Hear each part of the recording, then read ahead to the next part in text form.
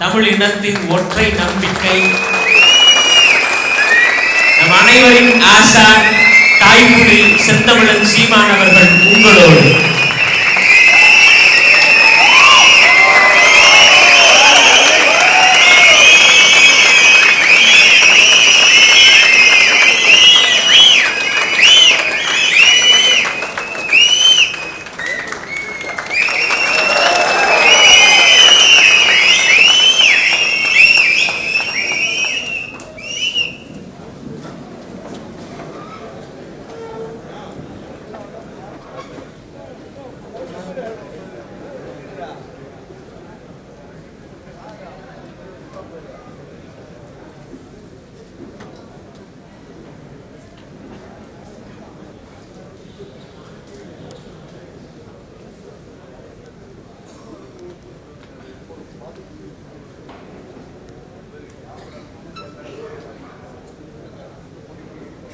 முத்துக்குமாருக்கு மூத்த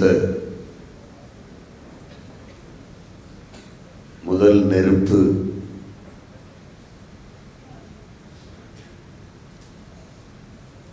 அன்பிற்கினிய தம்பி அப்துல் ரவுப் அவர்களுக்கு என்னுடைய வீர வணக்கத்தை செலுத்துகிறேன்.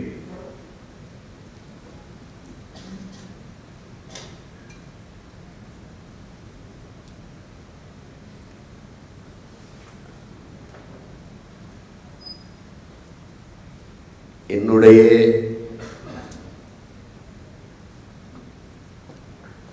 உயிரோடும் உணர்வோடும் கலந்து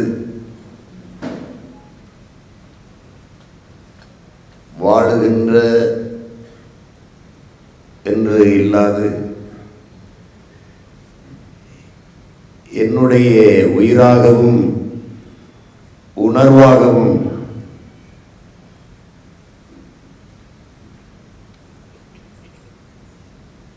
அடர்த்தியான நம்பிக்கையாகவும் என்னுடைய கனவாகவும் இருக்கிற என் அன்பு பிள்ளைகளே, உங்கள் அனைவருக்கும் என்னுடைய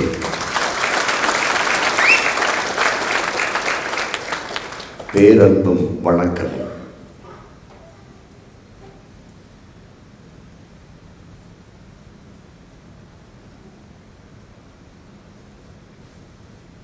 ரவுப்பை நம்முடைய மாணவர் பாசறை குறியீடாக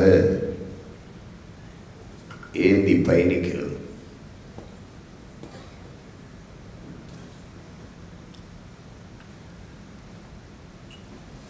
தமிழீழ மண்ணில் நமது மக்கள் தாக்கப்பட்டு வாழ்விடங்களை விட்டு வெளியேறுகிற நிலைமை வந்தபோது இன்னொரு தாய் நிலமான தமிழகத்திற்கு இடம்பெயர்ந்தார்கள். அந்த காலகட்டத்தில் அரியலூரிலே இருந்த ஏதிலிகள் முகாமிலே நம் உறவுகள் தங்க வைக்கப்பட்டிருந்தார். அப்போது நம்முடைய தாய் அப்துல் ரவுப்பினுடைய அம்மா, ஒரு இஸ்லாமிய தாய், ஒவ்வொரு வாரமும் அந்த மக்களுக்கு தன்னாலான உதவிகளை போய் அந்த முகாமிலே செய்து கொண்டிருந்தார். தாய் கூடவே சென்று வந்த மகன்தான் நம்முடைய ரவுப்.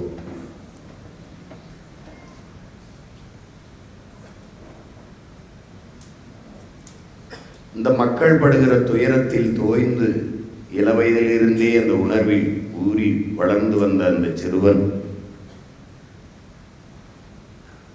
நம் இன மக்களை கொன்று குவிக்கிற சிங்களர்கள் இந்த நிலத்தில் விளையாட, கிரிக்கெட் மட்டைப்பந்து விளையாட வருகிறார்கள் என்கிற போது அதனால் அவனால் சகித்துக் கொள்ள முடியவில்லை. என் மக்களை கொன்று குவித்து நாடற்றவர்களாக்கி இப்படி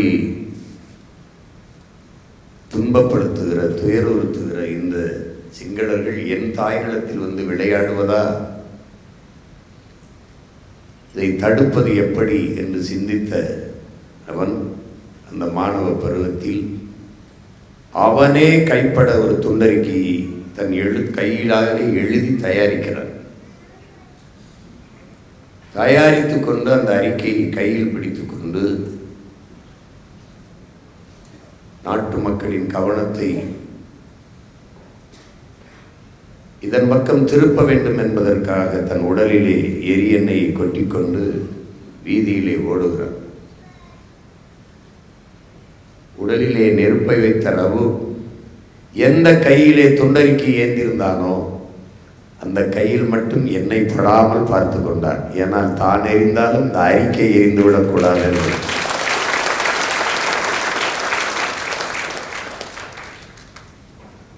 அப்படி தன் உயிரையும் உடலையும் திரியாக்கி எரிந்து இன உணர்வு சூடேற்றியவன் தம்பி அப்துல் ரவுப். ஈழத்தாயகத்திற்காக முதலில் எரிந்த மகன் அவன் என்பதால் தான் முத்துக்குமாருக்கு மூத்த நெருப்பு, முதல் நெருப்பு என்று அவனை நாம் போற்றுகிறோம்.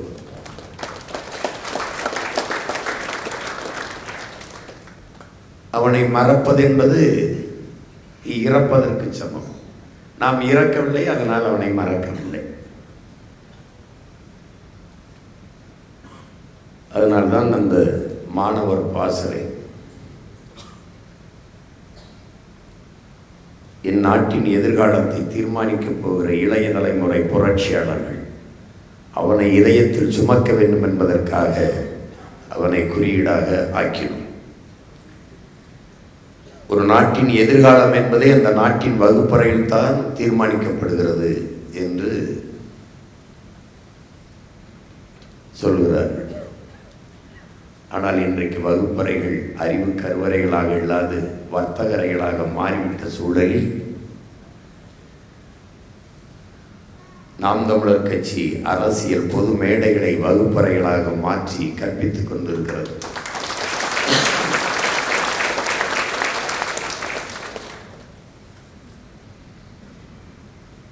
மரங்களோடு பேசுகிறார்கள், மாட்டு ஆடோடு பேசுகிறார்கள், மலைகளோடு பேசுகிறார்கள், ஆறை பற்றி பேசுகிறார்கள், கடலை பற்றி பேசுகிறார்கள், தண்ணீரை பற்றி பேசுகிறார்கள். ஏன் பேசுகிறார்கள்? நாங்கள் மனிதர்கள், எங்களுக்கு அறிவு இருக்கிறது, அது இல்லாது நாங்கள் வாழ முடியாது என்ற தெளிவு இருக்கிறது, அதனால் பேசுகிறோம். மரத்திற்கு ஓட்டாயிருக்கிறது. சீமானும் அவன் பிள்ளைகளும் போய் மரத்தோடு பேசிக்கிட்டு இருக்கிறார்கள். மரத்திடத்தில் எங்கள் ஓட்டில்லை, மரத்திடத்தில் எங்கள் உயிர் இருக்கிறது, அதனால் பேசிக்கொண்டு.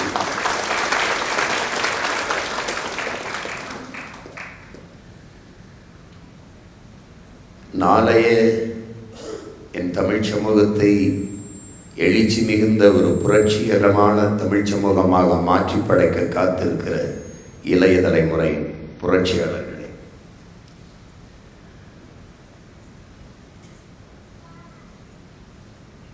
மாசேத்துன் எழுதாத வெள்ளைத்தாள்களை என்னிடத்தில் தாருங்கள். எல்லோரும் எழுதி எழுதி வைத்த தாள்களை எனக்கு தராதீர்கள். எழுதாத வெள்ளை தாள்களை எனக்கு தாருங்கள். ஏனென்றால் நான் ஆகச் சிறந்த ஒன்றை அந்த தாள்களில் எழுத வேண்டும் என்கிறார். அதனால்தான் என் அன்பு பிள்ளைகளே, உங்களை கூட்டி அமர வைத்து ஆகச் சிறந்த ஒன்றை எழுத வேண்டும் என்பதற்காக உங்கள் முன்னவன் உங்கள் முன்னால் நிற்கிறேன்.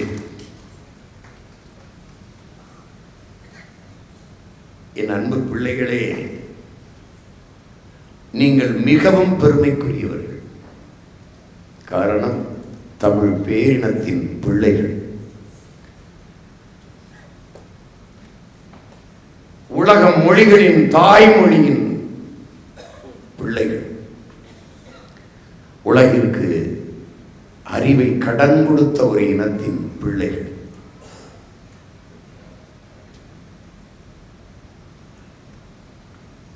உலகத்தில் எந்த இனத்திற்கும் கிடைக்காத ஆகச்சிறந்த தலைவனின் பிள்ளைகள் நாம். ஒரு ஒரு மனிதனை நீங்கள் ஒரு அணிகலன் செய்கிற போது கொஞ்சம் அதை சேருங்கள், இதை சேருங்கள், இப்படி சேருங்கள் என்று சேர்த்து செய்வது போல ஒரு மனிதனை நிறைய அன்பு சேருங்கள், நிறைய பரிவு சேருங்கள், நிறைய கருணை சேருங்கள், நிறைய பாசம் சேருங்கள், நிறைய வீரம் சேருங்கள், சிறந்த ஒழுக்கத்தை அவனுக்கு கொடுங்கள் என்றெல்லாம் என்றெல்லாம் சொல்லி ஒரு மனிதனை படைத்தால் அவன் பிரபாகரன் என்ற பெருவடிவமான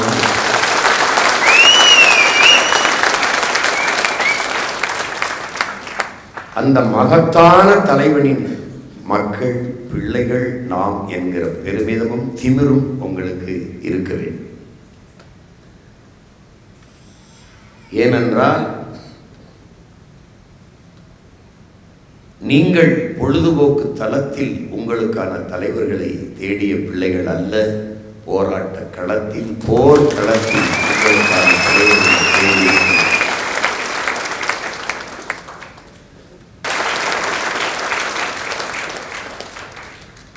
காத்தடிக்கும் திசைகளெல்லாம் பறந்து போகிற பதர்கள் அல்ல நீங்கள். புயலே வீசினாலும் அதே இடத்தில் கிடக்கிற வீரியமிக்க விதைமணிகள் என்பதை நீங்கள் புரிந்து கொள்ள வேண்டும். இங்கே பேசிய அன்பு பிள்ளைகளை எல்லாம் பார்க்கிற போது பெருமையும் மிகுந்த நம்பிக்கையும் எனக்கு உருவாக.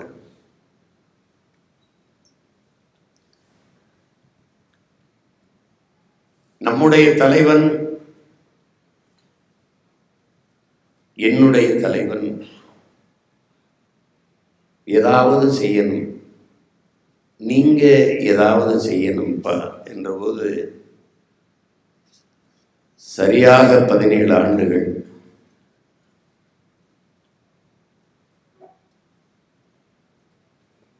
என் முன்னால் நீங்கள் எப்படி அமர்ந்திருப்பீர்களோ அப்படித்தான் நான் என் அண்ணன் முன்னாடியும் அமர்ந்திருந்தேன். நீங்களாவது கூட்டமாக 4-5 பேரோடு வந்து என்னை சந்திப்பீர்கள். நான் ஒரே ஆளாக முன்னாடி உட்கார்ந்திருந்தேன். இன்னைக்கு இருக்கிற சீமானா இருந்தால் நீங்க எதுக்கும் கவலைப்படாதீங்க அண்ணா என்று சொல்லியிருப்பேன். அன்னைக்கு எனக்கு என்ன சொல்றதுனே தெரியல. ஏதாவது செய்யணும், எனக்கு ஒன்றும் புரியல, நம்ம என்ன செய்யறது அப்படின்னு. செய்யணும், ஒரு வார்த்தை கேட்குற ஒரு 5000 இளைஞர்களை திரட்டி நீங்க போராடிட முடியாதா? 5000 பேருக்குமா தமிழ்நாட்டுக்குள்ள சிறை இருக்கு என்று கேட்டார். அப்போ எனக்கு புரியல என்ன செய்யுது என்று. விழித்து கொண்டிருந்த அந்த சீமான் தான் இன்னைக்கு பல லட்சக்கணக்கான பிள்ளைகளை, மக்களை அந்த தலைவனின் கொள்கைக்காக, அந்த தலைவனின் தத்துவ கனவை நிறைவேற்றுவதற்காக தமிழர் நிலத்தில் கட்டி எழுப்புகிறார் என்றால்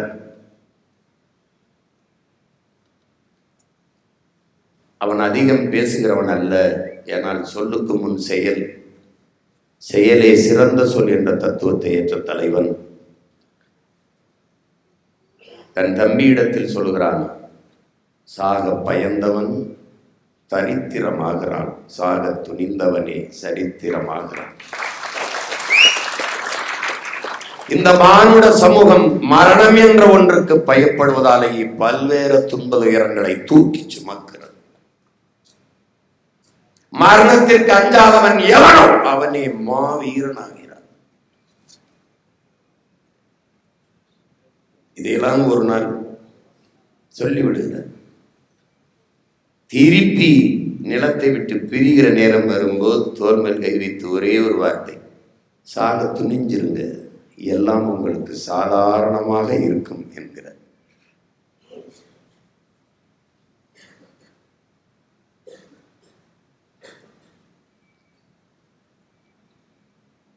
அதனால் என் அன்பு பிள்ளைகளே,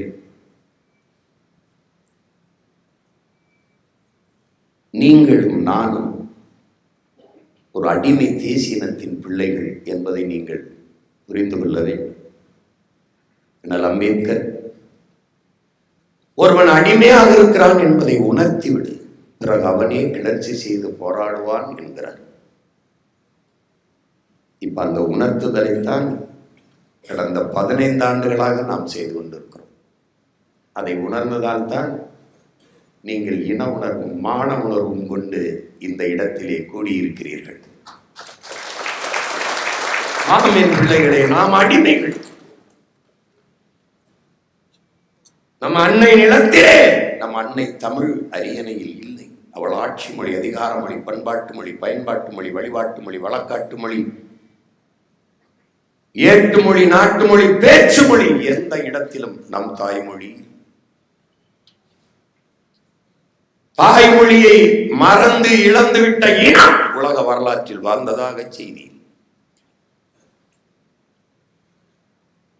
தாய்மொழியை பத்திரமாக வைத்துக் கொண்டிருந்த நாடுகள் எல்லாம், பாதுகாத்த நாடுகள் எல்லாம் கடுகளவு இருந்தாலும் மலையளவு உயர்ந்து வாழ்ந்திருக்கிறது. தாய்மொழியை அழிய கொடுத்த இனங்கள் மலையளவு இருந்தாலும் கடுகளவு சிறுத்து வீழ்ந்திருக்கிறது. இதுதான் வரலாற்று. தன் தாயினத்தில் தன் தாய்மொழியை கற்க முடியாத நிலையில் தமிழில் பேசினால் மதிப்பு இருக்காது, தமிழில் படித்தால் வேலை இருக்காது, தமிழ் படித்தால் வேலை கிடைக்குமா, சோறு கிடைக்குமா என்கிற நிலை. இதுதான் உலகத்திலே அன்பு பிள்ளைகளே மிக மிக மிக கீழான அடிமை நிலை. உங்களிடத்தில் ஒன்றை பதிவு செய்ய விரும்புகிறேன். நீங்கள் ஒன்றிலிருந்து தொடங்கவில்லை, ஒரு புள்ளியிலிருந்து தொடங்குகிறீர்கள்.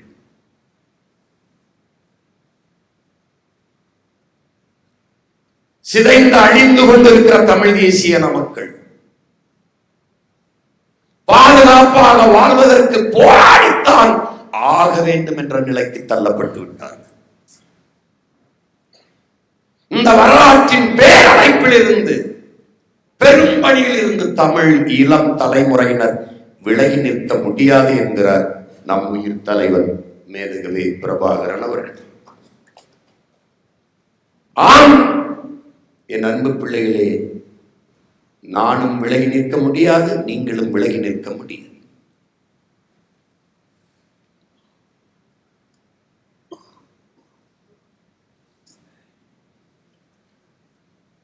உயிரா உரிமையா என்றால் உயிரினும் மேலானது உரிமை.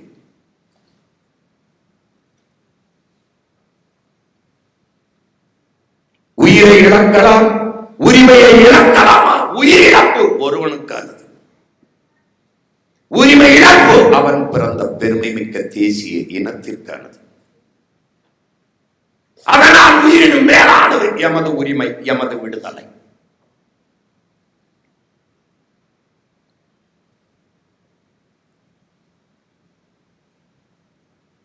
இங்கே எனக்கு முன்பு பேசிய தம்பி மாயன், என் அன்பு தம்பி மணிசெந்தில், என் அன்பு தம்பி துரைமுருகன் போன்றவர்கள் எல்லாம் உங்களுக்கு எடுத்துரைத்தார். என் அன்பு பிள்ளைகளே, அரசியல் என்பது ஒரு வாழ்வியல் என்கிற புரிதல் உங்களுக்கு இருக்கு. ஏன் ஒரு வாழ்வியல்?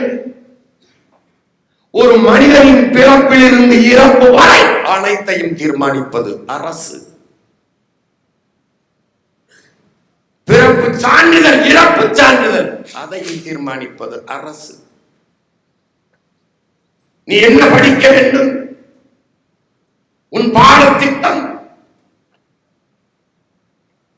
படித்தால் என்ன வேலை, அந்த வேலைக்கு எவ்வளவு சம்பளம், அதை எங்கு பார்க்க வேண்டும், பணியிட மாற்றம், பணி உயர்வு, பணி ஓய்வு, ஓய்வூதியம், எல்லாவற்றையும் தீர்மானிப்பது அரசு.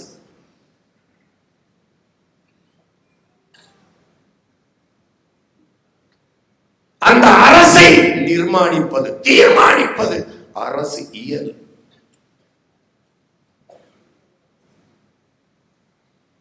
வழிபடுகிற கோயில், இதற்கு குடமுழுக்கு, இதற்கு 5 வேளை பூஜை, இந்த கோயிலுக்கு அன்னதானம், இதையெல்லாம் முடிவெடுப்பது அரசு. ஸ்ரீஹரிகோட்டாவில் விண்கலம் விண்ணை நோக்கி விஞ்ஞானிகள் பறக்கிறார்கள், எந்த நேரம் பறக்க வேண்டும் தீர்மானிப்பது அரசு.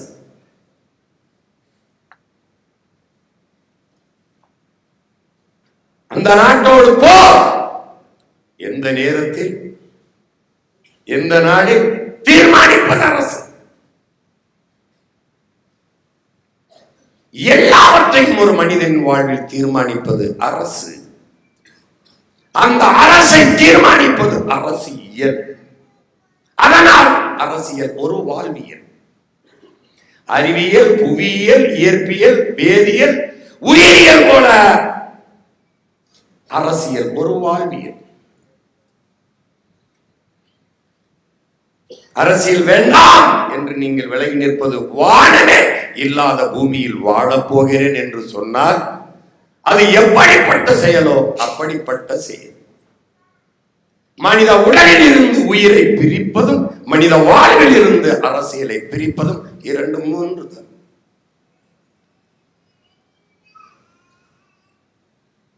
அப்படியானால் எனக்கான அரசியலை யார் தீர்மானிப்பது? நீங்களா? உங்களுக்கான அரசியலை யார் தீர்மானிப்பது? நானா? உங்கள் உணவை நான் உண்டால் உங்களுக்கு பசி தீருமா? உங்கள் மூச்சு காற்றை நான் சுவாசித்து நீங்கள் உயிர் வாழ முடியுமா? முடியாத. ஆகவே என் உணவை நானே எடுத்து உண்பது போல, என் மூச்சு காற்றை நானே சுவாசிப்பது போல, என் உரிமையை, என் விடுதலை நானே போராடி பெறுவது இந்த முடிவுதான் எனக்கான அரசியல். அதுதான் என் அன்பு பிள்ளைகளே, நீங்களும் நானும் செய்து கொண்டிருக்கிற தமிழ் தேசிய அரசியல், தமிழ் தேசிய இன அரசியல்.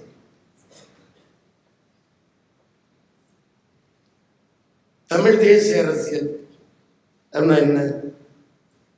தேசம் தமிழ் தேசம், நாடு தமிழ்நாடு.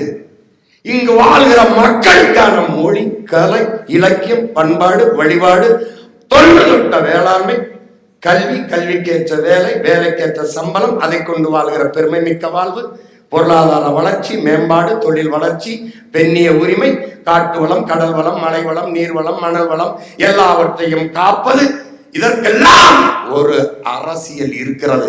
அந்த அரசியல் தமிழ் தேச அரசியல்.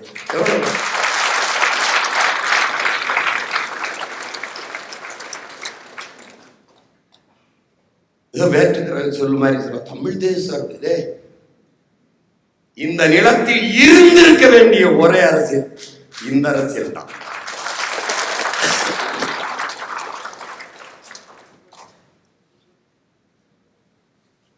என் அன்பு பிள்ளைகளே, 500 ஆண்டுகளை கூட தொடாத இந்தி நாட்டின் மொழியாக இருக்கணும்னு நினைக்கிறான்.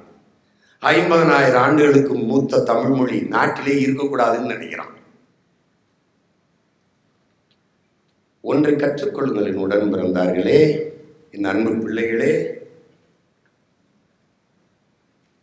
ஒவ்வொரு மேடையிலும் ஒவ்வொரு இடத்திலும் நம்முடைய கொள்கை நிலைப்பாடுகளை வலியுறுத்தி சொல்லும். சுருக்கமாக உங்கள் சிந்தையில் ஏற்றுக்கொள்வதற்கு நம்முடைய மொழி கொள்கை, நாம் தமிழர் கட்சி, தமிழ் தேசிய கட்சி, தமிழ் தேசிய இனத்திற்கான கட்சி, இதனுடைய மொழி கொள்கை என்ன? மும்மொழி கொள்கை, அது மோசடி கொள்கை இந்தியனோடது. இருமொழி கொள்கை ஏமாற்று கொள்கை, இது திராவிடனோடது. கொள்கை மொழி எங்கள் உயிர் மொழி தமிழ், ஒரே மொழி.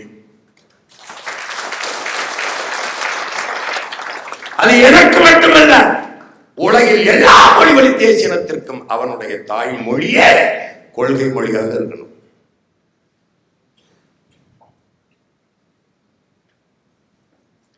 இந்த மகனை எத்தனையோ தாய்மார்கள் மகனே என்று அன்போடு அழைக்கலாம், நான் அம்மா என்று பாசத்தோடு விழிக்கலாம்.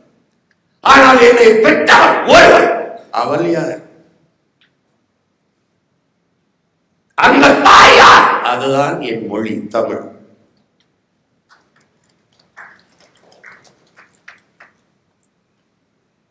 மொழி கொள்கையில் எங்கள் நிலைப்பாடு, கொள்கை மொழி எம்முயிர் தமிழ்.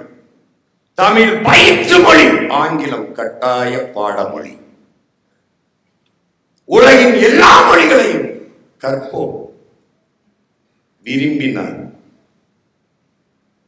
இந்தி உட்பட. ஏன் உலகில் எல்லா மொழிகளையும் கற்போம், நாங்கள் வாழ. எம்மொழி தமிழ் கற்போம், எங்கள் இனம் வாழ.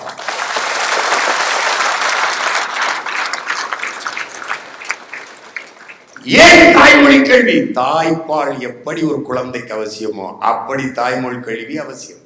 அண்ணல் காந்தியடி இதை கொடுக்காததும் ஒருவித தேச துரோக குற்றம். தன்னை மறந்து உறங்குகிற போது ஒரு மகனுக்கு எந்த மொழியில் கனவு வருகிறதோ அதுதான் அவன் கல்வி மொழி, அதுதான் அவன் சிந்தனை மொழி, அதில் தான் அவனுக்கு பயிற்றுவிக்கிறது.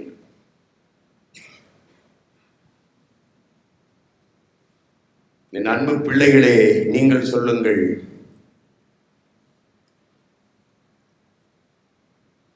நாங்கள்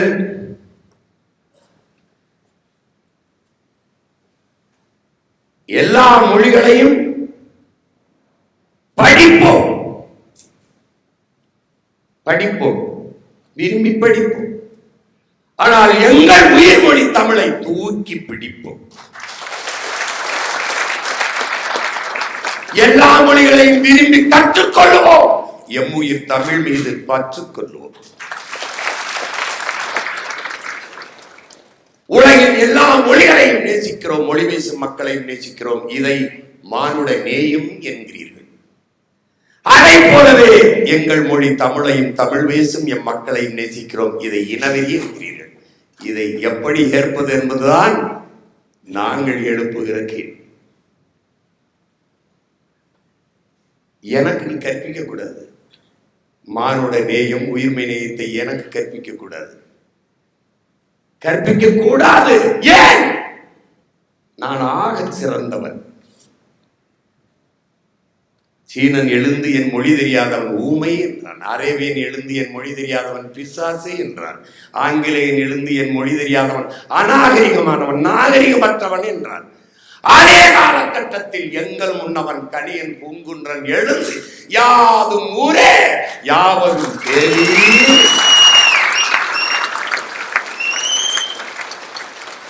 நீங்கள் மானுடம் பேச தொடங்குவதற்கு முன்பே உயிர்மையின் நேசம் பேசிய ஒரு இனம் உலக வரலாற்றில் தமிழ் பேரிடம். பிறப்பு ஒக்கும் எல்லா உயிருக்கும் பகுத்துண்டு பல் உயிர்கள் ஓம்புக.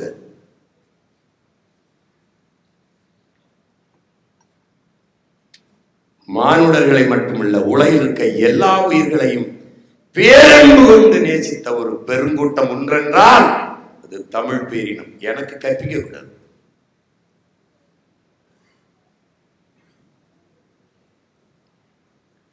அதில் தெளிவுபடுத்துகிறோம். எதை நாங்கள் கத்துக்கிறோம் தேவைன்னா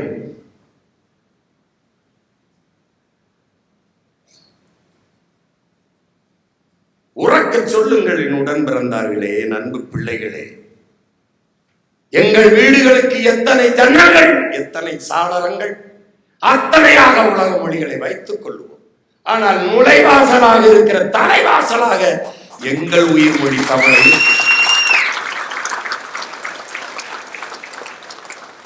ஏன் பெற்ற தாயை பட்டினி போட்டுவிட்டு எத்தனை ஆயிரம் அன்னதானம் செய்தாலும் எந்த பயனும் வரப்போவது இல்லை.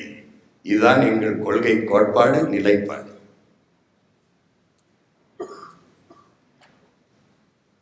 நாம் தமிழர் கட்சி என்பது எந்த இனத்தையும் பகைக்கல்ல, தமிழ் பேரினத்தின் பகையை வெல்ல.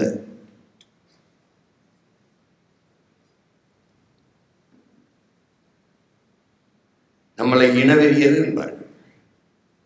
நாம் பேசுவது ஒரு தேசிய இனத்தின் உரிமை, இறையாண்மை.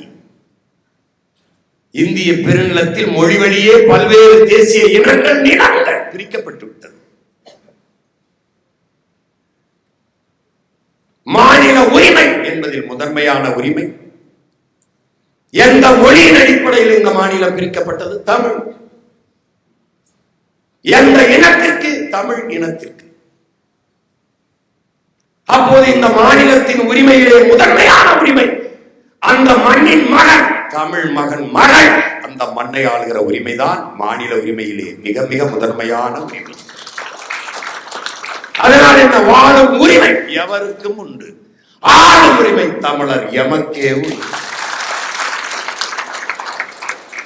எல்லோரும் வாருங்கள், ஒன்னாக நிற்போம். ஆனால் நாங்கள் தான் சற்று முன்னால் நிற்போம்.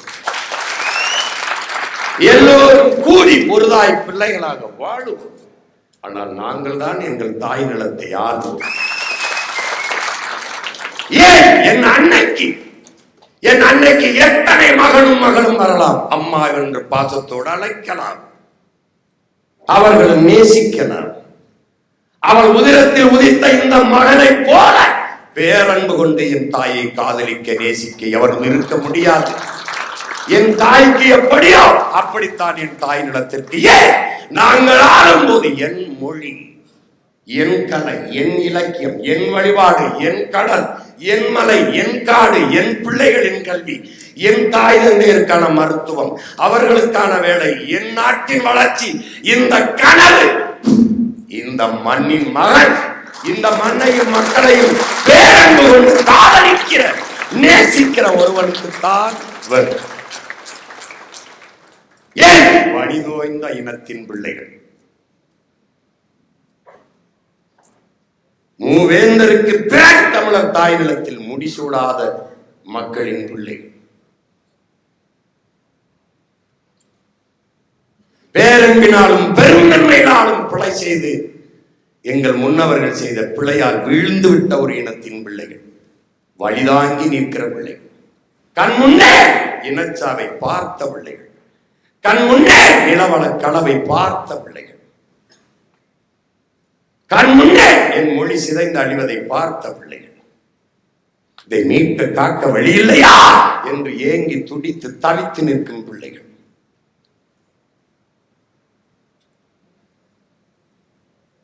உலகத்தில் எவராலும் சுமக்க முடியாத ஒரு பெருங்கனவை நீ சுமந்து நில். அதுதான் உலகத்தில் எல்லாவற்றையும் விட பெரிது.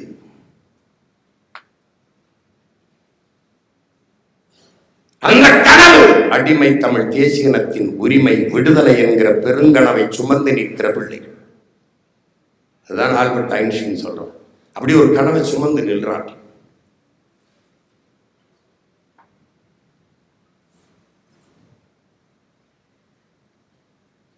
ஆற்றல், அறிவில் சிறந்தவர்கள், ஆற்றல் மிகுந்தவர்கள், உடல் வலிமை பெற்றவர்கள், போர்க்கலையில் சிறந்தவர்கள்,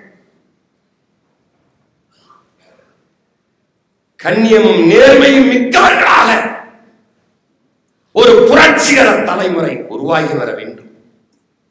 ஒரு புத்துலக சிற்பிகளாக என் இனப்பிள்ளைகள் உருவாகி வளர வேண்டும், வர வேண்டும். என் நாட்டின் எதிர்கால நிர்வாகம் அந்த பிள்ளைகளிடத்தில் இருக்க வேண்டும் என்று கனவு கண்டவன் நம் உயிர் தலைவர் மேதகு பிரபாகரன் அவர்கள். இது அரிதான செயல்தான், நான் அறிவேன். ஆனாலும் இது சாத்தியமாகும், ஒரு நாள் என் இனப்பிள்ளைகள் சாதிப்பார்கள் என்று கனவு கண்டவன் சத்தியத்தின் மகன் பிரபாகரன். என் தலைவன் எனக்கு சொன்னதை, என் தலைவன் அவன் பிள்ளை எனக்கு சொன்னதை என் பிள்ளைகள் உங்களுக்கு சொல்கிறேன். இதை சாத்தியப்படுத்த வேண்டும்.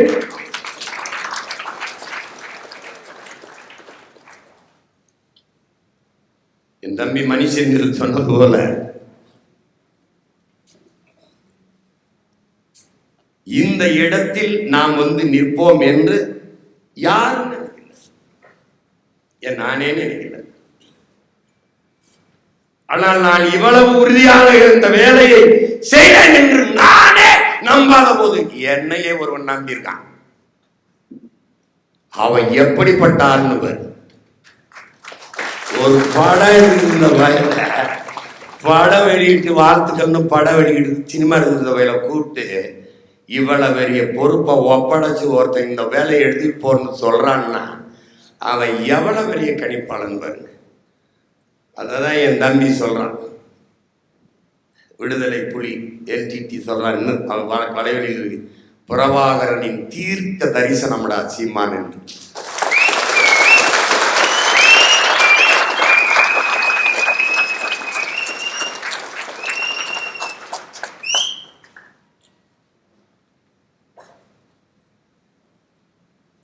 இங்கே பேசிய என்னுடைய அன்பு மகன் நாராயணன் கோவிந்து கூட சொன்னார், தம்பி அறிவு, என்னுடைய அன்பு மகன் அறிவு, எல்லாரும் பேசினார், பிள்ளைகளும். என்னுடைய ஆர்வீர் இளவல் அபு எல்லாம் பேசினார். எங்க தங்கை அனீஸ் எல்லாம், என் மகள் தமிழமுது எல்லாரும் பேசினீர்கள். இயக்கத்தின் இயங்கியல் விதி மாசித்தின் சொல்றது, நீ எந்த கோட்பாட்டை கொண்டிருக்கிறியோ ஏற்றுக்கிறியோ அதில் முழுமையான நம்பிக்கை வைக்கணும். ஏற்றுக்கொண்டிருக்கிற தலைமையை முழுமையாக நம்பணும். இதுதான் இயக்கத்தின் இயங்கியல் விதியில் முதன்மையான விதி.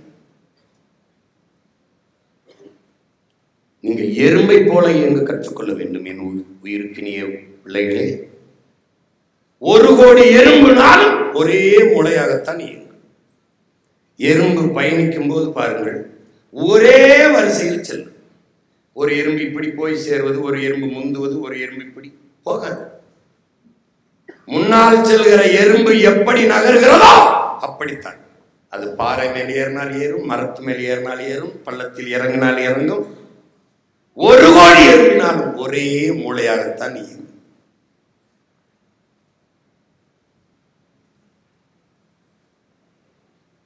அது மாதிரி இயங்கிய ஒரு இயக்கம் உலகத்தில் உண்டு என்றால் அது தமிழீழ தேசிய இராணுவமான விடுதலை புலி என்ற மக்கள் இராணுவம் தான்.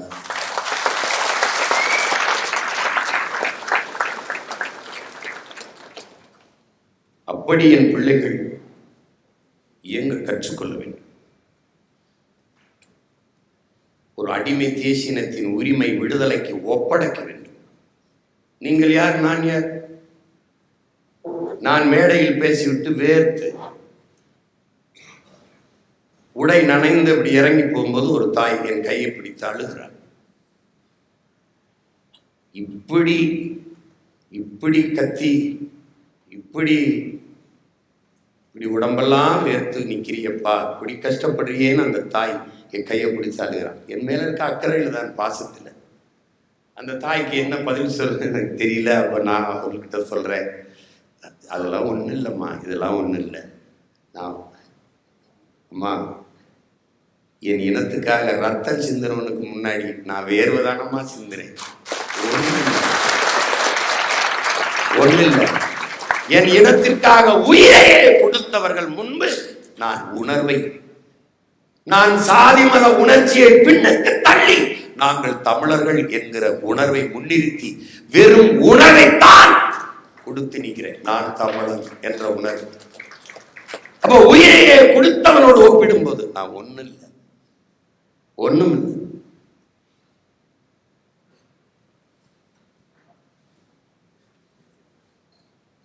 அண்ணல் அம்பேத்கர், நீ எந்த நோக்கத்தை கொண்டிருக்கிறியோ அதில் அசைக்க முடியாத அழுத்தமான நம்பிக்கையை கொண்டு இருக்கிறது.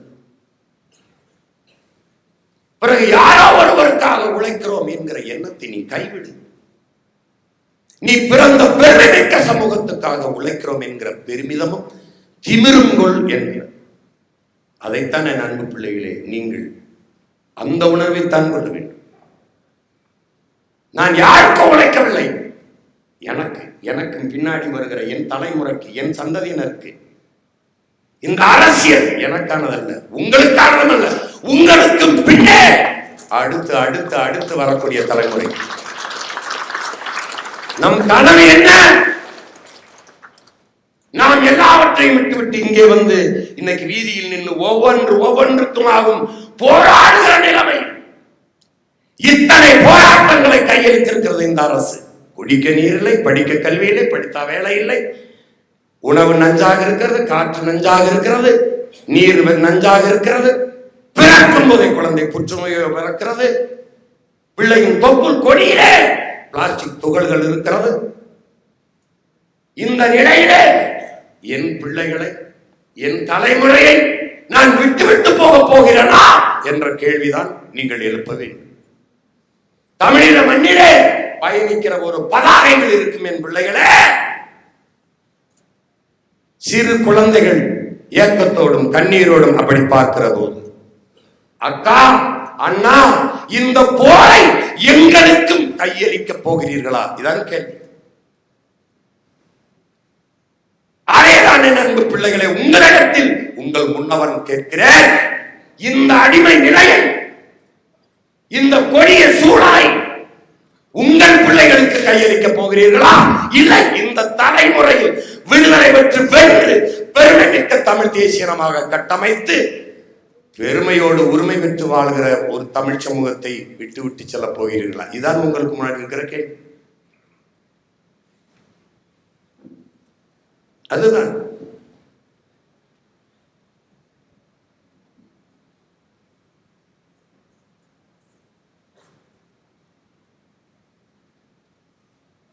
நீங்கள் மிகுந்த பெருமைக்குரியவர்கள்.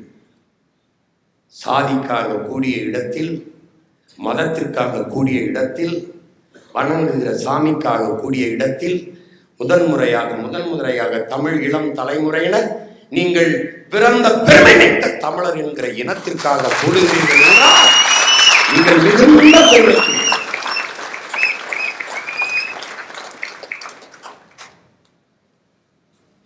பிரபாகரன் ஒரு தீவிரவாதி, பிரபாகரன் ஒரு டெரரிஸ்ட், ஒரு செப்பரேட்டிஸ்ட், பிரிவினைவாதி என்றெல்லாம் பழி சுமத்தி இருந்த காலத்தில் இல்லை. பிரபாகரன் என் பெரியப்பன், பிரபாகரன் என் தலைவர், பிரபாகரன் என் மாமன் என்று உணர்வு எழுச்சி கொண்டு ஒன்றுகிறது என்றால் நீங்கள் மிகவும் போற்றத்தக்கவர்கள். நீங்கள் ஒவ்வொருவர் வரலாற்று நாயகர்கள். உங்களின் முன்னத்தியே பகத்சிங் இந்த நிலத்திலே உங்கள் வயதிலே மரண கயிற்றை முத்தமிட்டார்.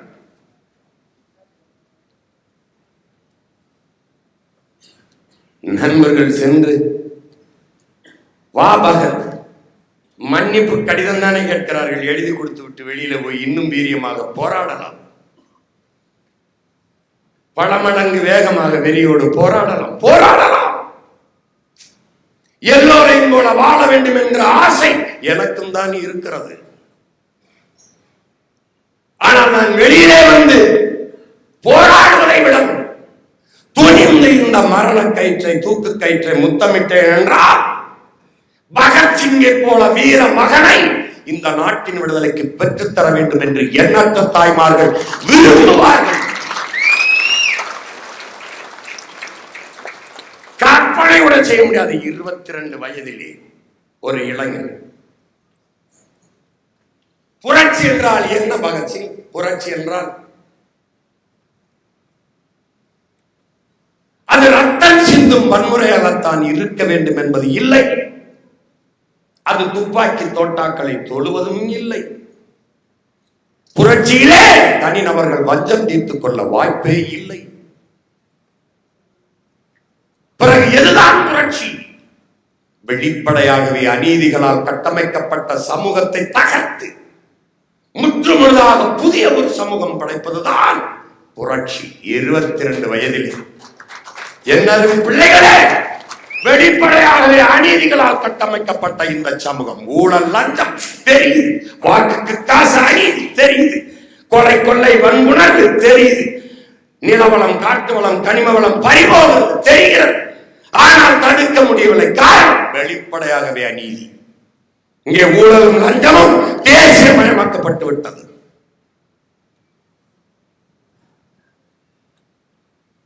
எல்லா இடத்திலும் புறையோடி போன புத்தாக ஊழல் லஞ்சம் ஊறி கிடக்கிறது.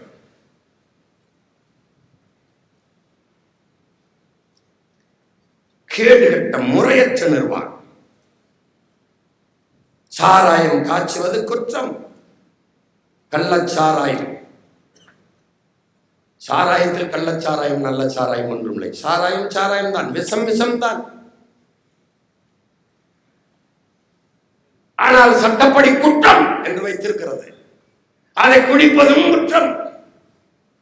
அதை குடித்து செத்தவனுக்கு 10 லட்சம் ரூபாயை அரசு அங்கீகரிச்சு கொடுக்கிறது. மக்கள் காசை எடுத்து அந்த குற்ற செயலை சட்டப்படி அங்கீகரிக்கிறது அரசு. இது வெளிப்படையான அநீதி, வெளிப்படையான அநீதி.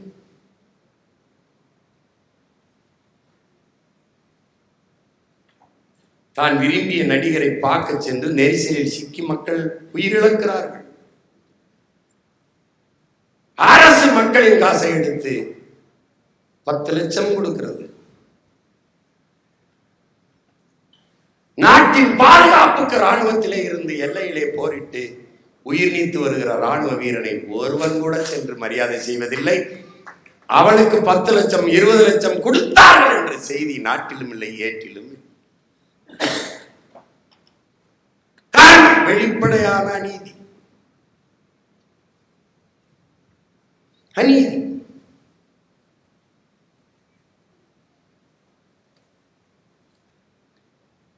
இப்படி எண்ணற்ற அநீதிகள் வெளிப்படையாகவே நடக்கிறது.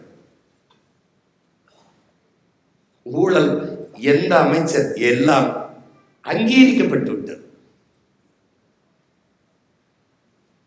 கருவறை முதல் கோயில் கருவறை வரை லஞ்ச். இறைவனை வழிபட சிறப்பு வழிபாடா 1000 ரூபாய் 500 ரூபாய் சிறப்பு வழிபாடு.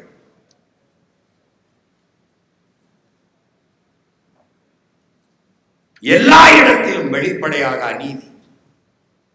இப்படி வெளிப்படையாகவே அநீதிகளால் கட்டமைக்கப்பட்ட இந்த சமூகத்தை தகர்த்து அழித்து முற்றுமுழுதாக புதிய ஒரு சமூகம் படைப்பதற்கு பெயர்தான் புரட்சி என்கிறார். அதைத்தான் என் அன்பு பிள்ளைகளை நாம் முன்வைக்கிறோம். நாங்கள் சீர்திருத்தவாதிகள் அல்ல, புரட்சியவாதிகள். கட்டிய கட்டடத்திற்கு வெள்ளையடிக்க வந்தவர்கள் அல்ல, பழுது நீக்க வந்தவர்கள் அல்ல. அந்த கட்டடத்தை இடித்து விட்டு புத்தம் புதிதாக ஒரு கட்டடத்தை கட்ட வந்த புரட்சியாளர்கள். ஆள் மாற்றம் ஆட்சி மாற்றத்திற்கு வந்தவர்கள் அல்ல, ஆட்சி முறை மாற்றத்திற்கு வந்தவர்கள். அடிப்படை மாற்றம், அமைப்பு மாற்றத்திற்கு, அரசியல் மாற்றத்திற்கு வந்த புரட்சியவாதிகள். என்ன அமைப்பு அடிப்படை? என்ன அமைப்பு அடிப்படை?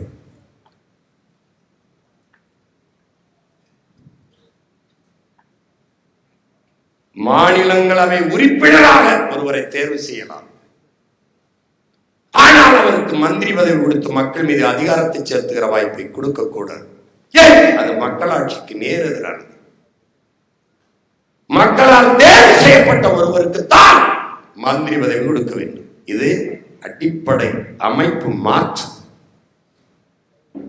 மக்களால் தேர்வு செய்யப்படாத ஐயா மன்மோகன் சிங் 10 ஆண்டுகள் இந்த நாட்டின் முதன்மை அமைச்சராக இருந்து ஆண்டு விட்டார். அதனால என்ன பிரச்சனை? ஒரே நாளில் 2003 ராத்தேலால் ரிச்சாரியா என்கிற நெல் ஆராய்ச்சி நிறுவனத்தின் தலைவன் சேமித்து வைத்திருந்த நாடெங்கிலும் பயணப்பட்டு சேமிச்சு 22,972 நெல் வகைகளை பாரம்பரிய நெல் வகைகளை அமெரிக்காவின் சின்சாண்டோ நிறுவனத்துக்கு எடுத்து கொடுத்து விட்டார். விதையை தொலைத்துவிட்ட ஒரு இடத்தில் ஒரு நாட்டின் பிள்ளைகள் நாம். எந்த விதையும் ஒன்னிடத்தில் இல்லை. தக்காளி விதை, கத்தரி விதை, எந்த விதையும். விதை தடுப்பு சட்டம் வருகிறது. அப்ப மக்களால் தேர்வு செய்யப்படாத ஒருவருக்கு மிக உயர்ந்த பதவி. இது மக்களாட்சி கோட்பாட்டுக்கு நேர் எதிரானது, ஜனநாயக துரோகம். இதை மாற்று, அதன் அடிப்படை அமைப்பு மாற்றம்.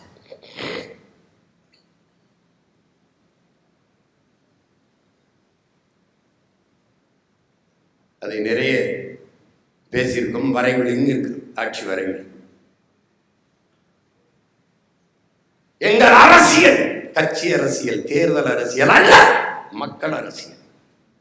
செய்தி அரசியல், விளம்பர அரசியல் அல்ல, செயல் அரசியல், சேவை அரசியல். இது ரெண்டுக்கும் நிறைய வேறுபாடு இருக்கிறது.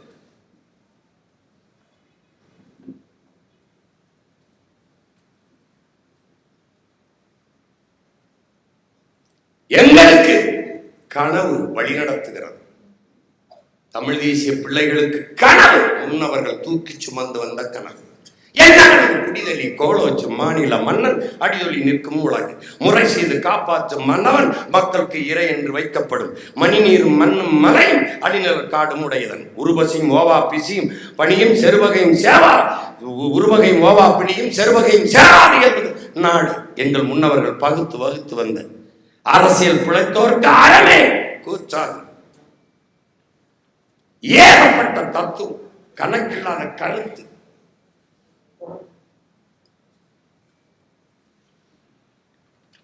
எங்களுக்கு எங்கள் முன்னவர்கள் எங்கள் இனம் களவு வழி நடத்துகிறது, திராவிடர்களுக்கு களவு வழி நடத்துகிறது.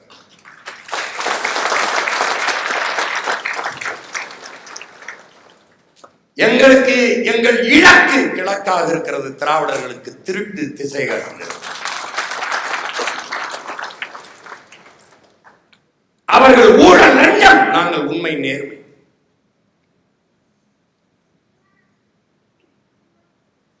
அவர்களுக்கு ஒரே ஒரு பெரியார், எங்களுக்கு எங்கள் இனத்தின் முன்னவர்கள் ஒவ்வொருவரும் பெரியார். அவர்களை பெரியார் தான் படிக்க வைத்தார், இல்லை எங்களை எங்கள் தாத்தன் காமராஜர் தான் படிக்க வைத்தார். அவர்களுக்கு இலவசம், எங்களுக்கு தேசிய அவமானம். அது வளர்ச்சி அல்ல, வீழ்ச்சி. இலவசம் பெற வேண்டிய ஏழ்மை வறுமை நிலை இல்லாத என் மக்களின் வாழ்க்கை தரத்தை உயர்த்துவது எங்கள் கனவு. வேறுபாடு. அவர்கள் திராவிடர்கள், நாங்கள் தன்மான தமிழர்கள்.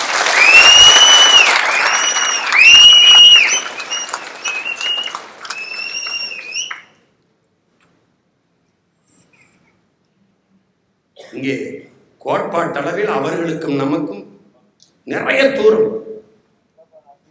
அதுதான் திமிரோடு சொல்லுங்கள், எங்கள் அரசியலை நீங்கள் செய்ய வருவதற்கு இன்னும் 500 ஆண்டுகளுக்கு மேலாகும். ஏனென்றால் உங்களுக்கு மரம் என்றால் என்ன என்று தெரியவில்லை, மலை என்றால் என்னவென்று தெரியவில்லை. திராவிடர்களுக்கு மலை கல்குவாரி, எங்களுக்கு தமிழ் தேசிய பிள்ளைகளுக்கு பூமி தாயின் மாறுது. திராவிடர்களுக்கு மரம் காசு பணம் துட்டு வெட்டு. அவர்கள் மரத்தை பார்த்தால் பலகை என்று நினைப்பார்கள். தமிழ் தேசிய பிள்ளைகள் பலகையை பார்த்தால் மரம் என்று நினைப்பார்கள்.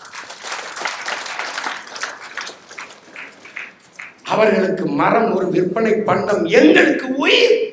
என் மூச்சு காற்று, என் மழை, என் நிழல். ஏன் நாங்கள் உயிர்மை நேயர்கள். இங்கே ஒரு பிழை நிகழ்ந்து விட்டது. தம்பி ஹுமாயூன் சொன்னது போல என்ன சிக்கல்னா, இந்த திராவிட கட்சிகள் திமுக தொடங்கிவிட்ட பிறகு எப்படி கட்சியை வளர்க்கறதுன்னு தெரியல. அந்த நேரத்தில் இந்தி திணிப்பு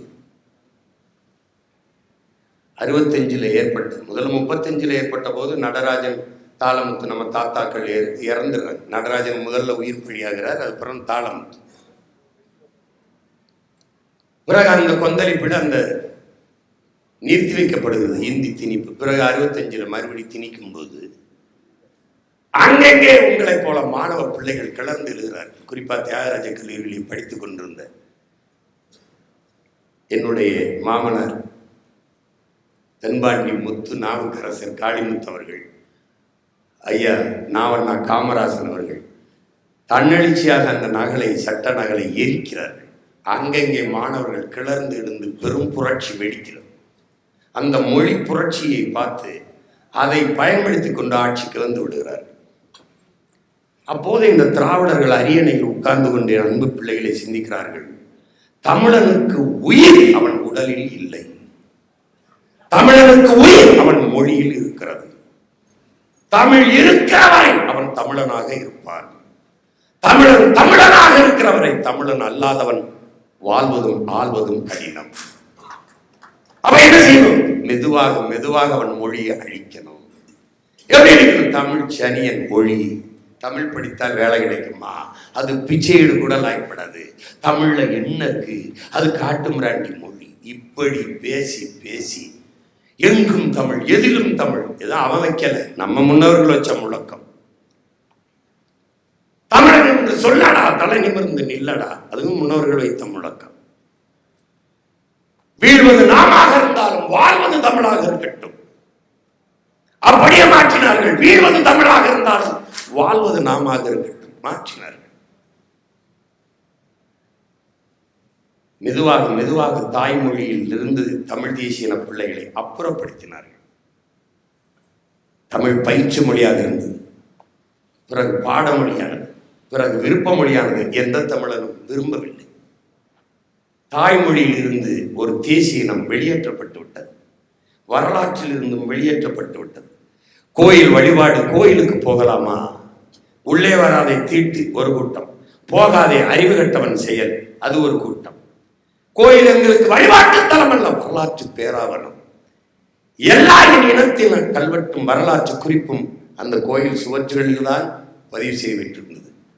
அதை விட்டு வெளியேறும் போது என் தாய்மொழியிலிருந்தும் வரலாற்றிலிருந்தும் ஒரே நேரத்தில் வெளியேற்றப்பட்டு விட்டேன். இப்படி எல்லாவற்றையும் வெளியேற்றி இந்த மாணவர் கிளர்ச்சியிலே ஆட்சி அதிகாரத்துக்கு வந்த இந்த இயக்கங்கள் மாணவர் அமைப்பை தடை செய்து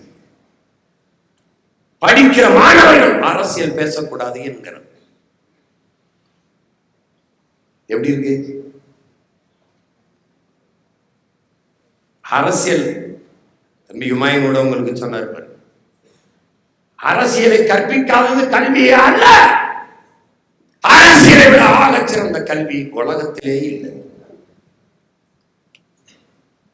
ஏனென்றால் அரசியல் என்ற எண்ணமில்லாதவன் மனிதனாக இருக்க முடியாது. அண்ணல் காந்தியடிகள் ஒவ்வொரு மனிதனின் ஒவ்வொரு சொல்லிலும் அரசியல் பிறக்கிறது. புரட்சியாளர் லெனின் அரசியல் வேண்டாம் என்று நீ விலகி நிற்கலாம், அரசியல் உன்னை விட்டு ஒருபோதும் விலகாது. அரிஸ்டாட்டில் அரசியல் வேண்டாம் என்று நீ உனக்கான அரசியலை நீ செய்யாது விலகினால் நீ எவனை அறிவிருக்கிறியோ அவனுடைய ஆட்சியின் கீழே வாழ நேரிடும். பிளாட்டோ.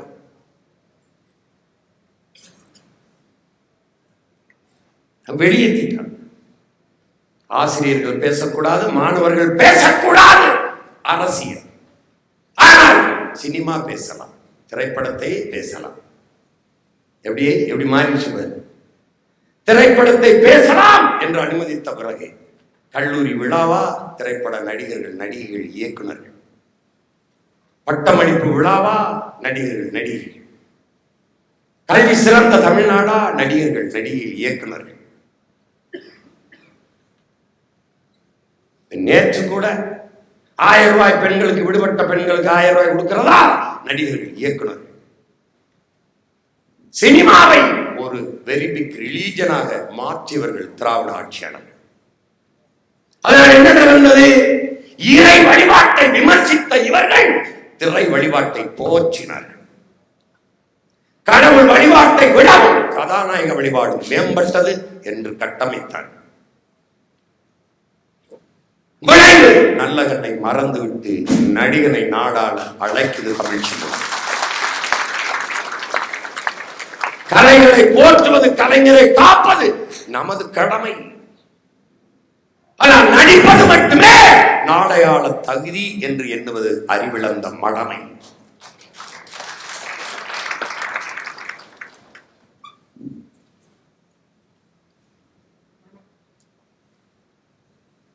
அதை கொண்டு போய் நிறுத்தியது இந்த திராவிட இயக்கங்கள். கல்வி சிறந்த தமிழ்நாட்டில் எத்தனை கல்வியாளர்கள் ஏறி பேசியிருக்கிறார்கள்? ஏதாவது கல்லூரி துணைவேந்தர், பேராசிரியர் பெருமக்கள். ஏன்? கவர்ச்சி அரசியல், செய்தி அரசியல், விளம்பர அரசியல். அங்கே சேவை அரசியலோ செயல் அரசியலோ கிடையாது. நம்முடைய அரசியல் செய்தி அரசியல், விளம்பர அரசியல் அல்ல, செயல் அரசியல், சேவை அரசியல். 1000 ரூபாய் செப்டம்பர் 16 குடும்ப தலைவிகளுக்கு கொடுப்போம். ஜனவரி 1 விளம்பரம். செய்தி அரசியல், விளம்பர அரசியல். 1000 ரூபாயை ஊக்கத்தொகையாக கொடுப்பது அல்ல எங்கள் கனவு. ஒரு நாளைக்கு 30 ரூபாய் ஈட்டிக்கொள்ள ஏழ்மை வறுமை நிலையில் என் தாயை வைப்பதல்ல எங்கள் கனவு. மாசம் 30,000 சம்பாதிக்கிற நிலையில் என் தாய்களை, என் தங்கைகளை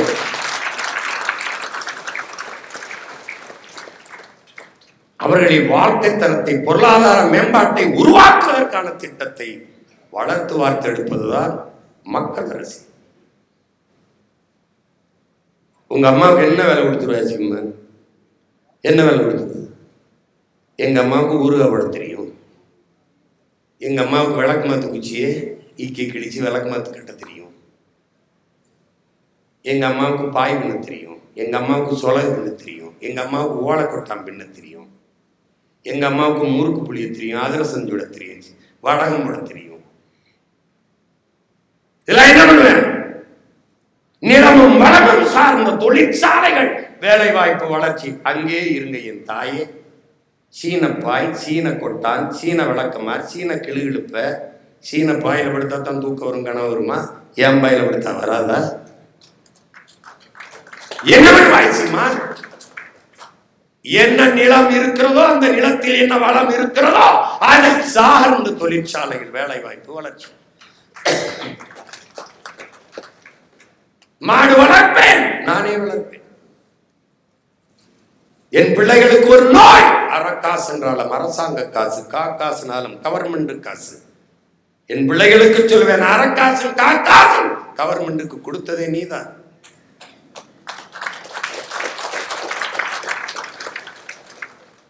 ஐயா அப்துல் கலாமின் புறா திட்டம் என்ன? அப்துல் கலாம் அவருடைய, அதைத்தான் உங்களுடன் பிறந்தவன், உங்கள் முன்னவன் சொல்லுகிறேன். என்ன சொல்லுகிறேன்? நீ அங்கே இரு, நான் வேலையோடு வருகிறேன். நீ வாழ்விடத்திலே சிறந்த கல்வியை தருகிறேன், அங்கே மருத்துவம் தருகிறேன், அங்கே வேலை தருகிறேன். இரு, இங்கே இரு. என்ன செய்வாய்?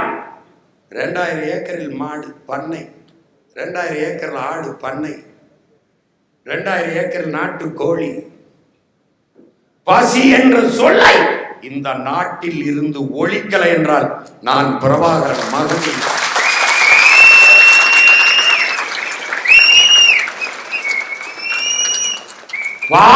பால் இருக்கும் போது என் நாடு பசியை சந்திக்குது. நானே மாடு வளர்ப்பேன். என்ன மாடு வளர்க்குறது உனக்கு கேவலமா இருக்க? எங்க ஐயா அப்துல் ரஹ்மான் டேய், நபிகள் நாயகம் வச்சிருக்காங்களா? டேய், இயேசு மேய்ச்சிருக்காங்களா? டேய், பகவான் கிருஷ்ணர்லாம் மேய்ச்சிருக்காரா? ஏண்டா உனக்கு என்னடா வைக்கும்? ஏன்னா மாடு மேய்க்கிறதுக்கு ஆடு மேய்க்கிறதுக்கு ஒரு ஞானத்துக்கு சம்பந்தம் இருக்குடா. ஒரு தடவை மேய்ச்சித்தான் பாருடாங்கிறதுல. 1 கிலோ கறி 1000 ரூபாய்க்கு விற்கிது. நம்மளை வெட்டி வித்தா 1/2 பைசா வாங்குவானா? அவனாவது சொல்லு. செத்து போனாலும் உப்பு கட்டமா போட்டு வருஷம்புறா வச்சு சாப்பிட்றோம். நம்ம மீன் செத்தா கூட கருவாடு, மனுஷன் செத்தா வெறுங்கூடு. ஒரு 10 பைசா தராது. நீ பண்ற பாடு பெரும்பாடா இருக்கும். நீ நான் வந்த பிறகு வரேன். பொறியியல் படிச்சவன் 400 பேர் வாயுக்காவலர் வேலைக்கு விண்ணப்பிச்சிருக்கான்.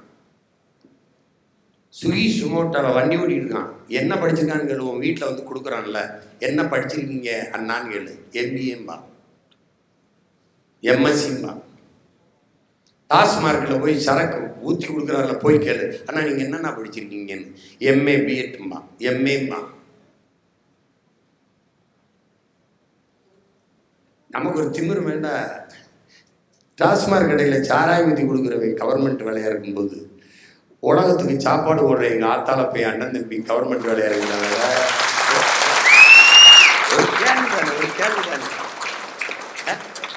என்ன நீ பண்ணிட்ட? வெட்டினரி டாக்டர், எது ஆடு மாட்டுக்கு கோழிக்கு ஊசி போடுறாருல, நாய்க்கலாம் விலங்கியல் மருத்துவர், அவர் அரசு மருத்துவர்.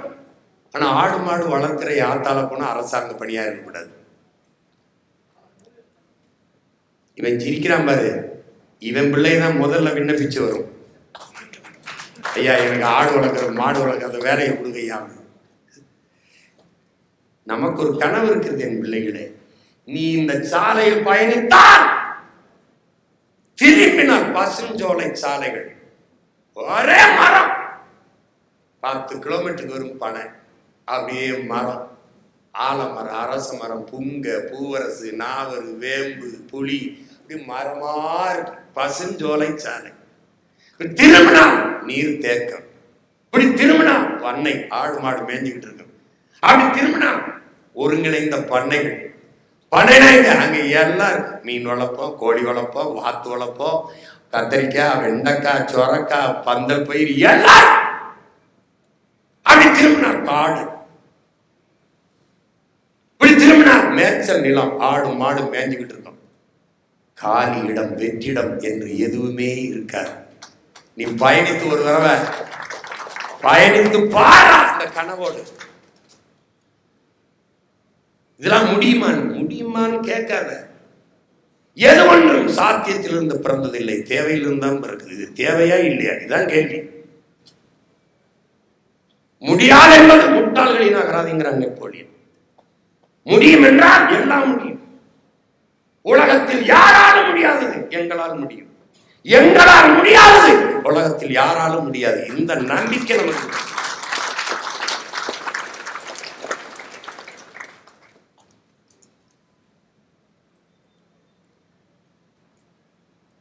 திமிரோடு இருங்க. பெருங்கனவை கொண்டிருக்கிறோம். நம்ம உலகத்தின் தலை சிறந்த நாடாக நம்ம மாற்றி படைக்க இருக்கிறோம் நம்ம தாய் நிலத்தை. இந்திய பெருநிலத்திற்கே முன்மாதிரியான ஒரு நாடாக தமிழ்நாடு இருக்கும். கல்வியில் சிறந்த நாடு. தென்கொரியாவை முதலிடத்துல, தென்கொரியாவை முந்திக் கொண்டு தமிழ்நாடு இருக்குது. கல்வியின் தரத்துல, மருத்துவத்துல, எல்லாவற்றிலும் ஆகச் சிறந்த நாடாக நம்ம படைக்கிறோம். அது கனவு. யாருடைய கனவு? நம் முன்னவர்கள். யாருடைய கனவு? நமது உயிர் தலைவர்.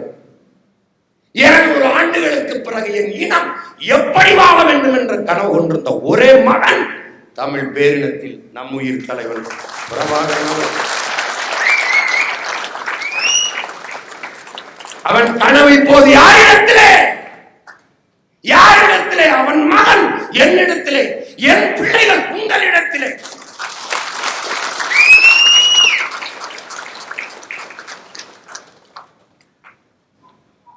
இலக்கை தீர்மானித்து விட்டோம், பயணத்தை தொடங்கிவிட்டோம். பயண தூரம் சற்று அதிகமாக இருக்கிறது, அவ்வளவுதான். அதனாலே நன்மை பிள்ளைகளை கால்களை உறுதி செய்யுங்கள். நிச்சயமாக நம் இலக்கை தொடுவோம்.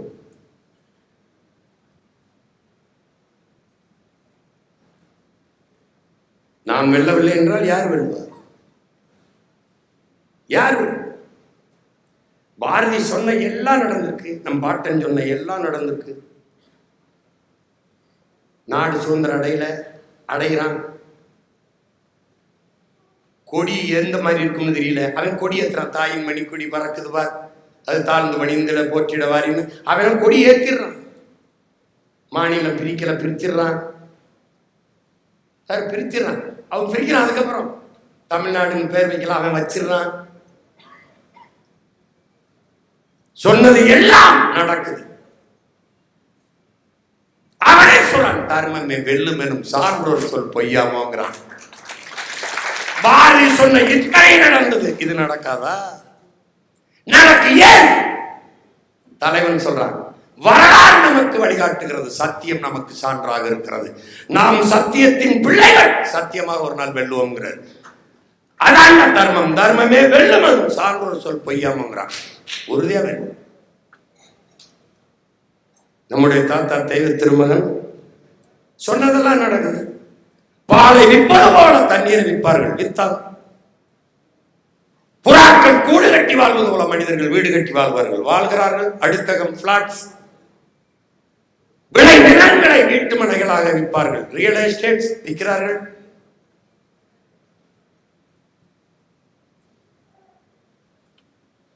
இதுவெல்லாம் நடந்திருக்கிறது. நீ ஊமையாக இருக்கிற வரை உன்னை ஜனநாயகவாதி, தேசியவாதி என்பார்கள். நீ உரிமை என்று பேசிவிட்டால் உன்னை தேச துரோகி என்பார்கள். நடக்குது. இப்ப நாம உரிமை, என் தேசிய இனத்தின் உரிமை என்று பேசும்போது பிரிவினவாதி, தமிழ் சாவனிஸ்ட், செப்பரேட்டிஸ்ட், இனவெறி, சிறங்கு சோரி என்றெல்லாம் பேசுகிறார்களே. அவர் சொன்ன எல்லாம் நடக்கிறது. அப்படி என்றால் ஒரு நாள் திருவள்ளுவர் பெற்ற ஒரு மகன் வருவான். அவன் ஆடுகிற போது என் அன்னை தமிழ் அரியணை ஏறுவாள்.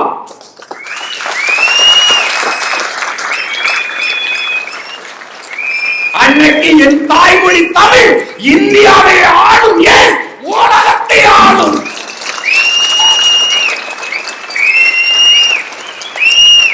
அவனுக்கு என் தாய் உலகம்மை மீனாட்சி அருள் புரிவாள்.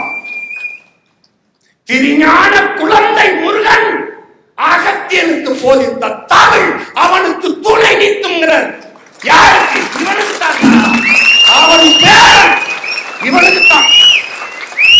என் தாத்தன் சொன்ன இத்தனை நடந்திருக்கு. இது நடக்காதா? நடக்கும். பிரபாகரன் மகன் நடத்தி காட்டுன என் பிள்ளைகளே உறுதியாக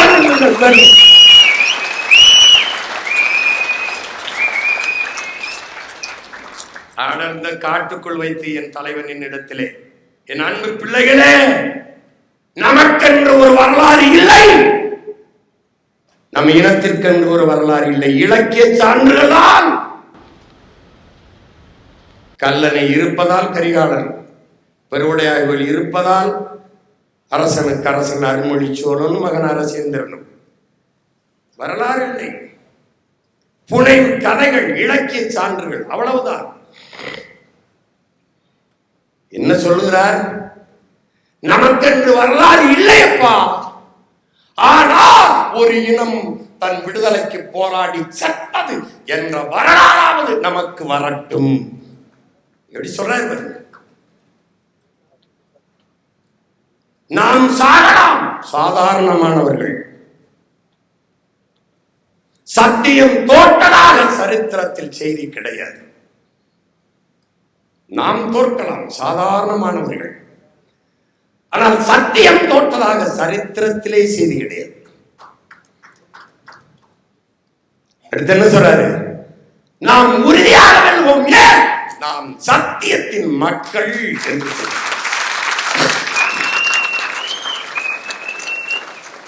அந்த சத்திய தலைவனின் பிள்ளைகள் நாம் என்கிற பெருமிதமும் திமிரும் உங்களுக்கு இருக்கணும்.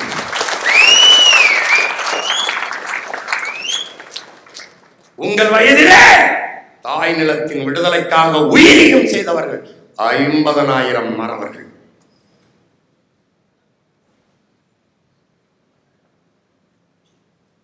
நீங்கள் உயிரை கொடுங்கள், அதல்ல இந்த களம். நாங்கள் தமிழர்கள் என்ற உணர்வை கொடுத்து முன்னில்லுங்கள், அதுதான். அந்த நிலத்திலே அடிமைப்படுத்தி நம் அன்னை தமிழினத்தின் விடுதலைக்கு தலைவன் தூக்க வேண்டியது துவக்காக இருந்தது. இந்த நிலத்திலே நம்மளை அடிமைப்படுத்துவன் நம்முடைய வாக்கையை வாங்கி அரசியல் அதிகாரத்தை கைப்பற்றி நம்மளை அடிமைப்படுத்தி ஆளுகிறான், வீழ்த்துகிறான். நம் வளங்களை சுரண்டி கொள்ளையடித்து கொடுக்கிறான். அப்போது நாம் ஏற்க வேண்டியது நண்பு பிள்ளைகளே துவக்கல்ல, வலிமை மிக்க வாக்கு என்பதை இங்கே பேசிய நண்பு மகன் கோவிந்து கூட சொன்னார். நீங்க அறிவாயுதம், தம்பி அவனும் சொன்னார், அறிவாயுதம் மிக வலிமையானது. வரலாற்றிலே சரித்திரத்திலே அலெக்சாண்டர் நெப்போலியனுக்கு என்ன மதிப்பு பெயர் இருக்கிறதோ அதே சாக்ரட்டிஸுக்கும் பிளாட்டோவுக்கும் அரிஸ்டாட்டிலுக்கும் அண்ணல் அம்பேத்கருக்கும் இருக்கிறது என்றால் அறிவை தேடி ஓடுங்கள், நாளைய வரலாறு உங்கள் நிழலை தேடி ஓடி வருகிறார் அறிவாசன் அண்ணல் அம்பேத்கர். அப்படி ஓடுங்கள் அன்பு பிள்ளைகளே. போர்க்களத்திலே துப்பாக்கியுடன் வலிமையான ஆயுதம் புத்தகங்கள் என்கிறான் லேனின். மாசத்தும் சொல்றான், உன் முன்னவர்களை அறிவார்ந்த சான்றோர் பெருமக்களை நீ சந்தித்து பேச வேண்டுமா, நூலகத்திற்கு செல்லுங்கிறான். அங்கே இருக்கிறான் மார்க்ஸ், அங்கே இருக்கிறான் அரிஸ்டாட்டில், அங்கே இருக்கிறான் பிளாட்டோ, அங்கே இருக்கிறான் புத்தன், அங்கே இருக்கிறான் பூலே, அங்கே இருக்கிறான் போய் படி, அவனோட நட்பு கொள்ளுங்கிறான். தொட்டு பார்த்தால் காகிதம், தொடர்ந்து படித்தால் புத்தகங்கள் ஒவ்வொன்றும் ஆயுதம். சுவாசிப்பது போல வாசிப்பது இருக்க வேண்டும். அதைத்தான் தம்பி அபு வலியுறுத்தினார். மார்க்ஸ் 2000 ஆண்டுகளில் இப்படி ஒரு அறிஞன், இப்படி ஒரு சிந்தனையாளன் பிறக்கவே இல்லை, பிறக்க போவதும் இல்லை என்கிறான். அவன் சொல்லுகிறான், என் அன்பு பிள்ளைகளே, மரணத்தின் கடைசி நொடி வரை நான் மாணவனாக இருப்பேன் என்கிறான். அதனால் தான் என்ன சொல்லுகிறார்கள், படித்த ஆசிரியர்களிடம் படிக்காதீர்கள், படித்துக் கொண்டிருக்கிற ஆசிரியர்களிடம் படியுங்கள். கற்றவை பற்றவை, தீயவை தீயவை, இதான் கோட்பாடு. உன்னுடைய கொள்கை என்ன? உடலினை உறுதி செய், அறிவை விரிவாக்கு, கொள்கை வகுத்து நில், கூடி செயல் செய்ய பழகு, நாம் தமிழர்.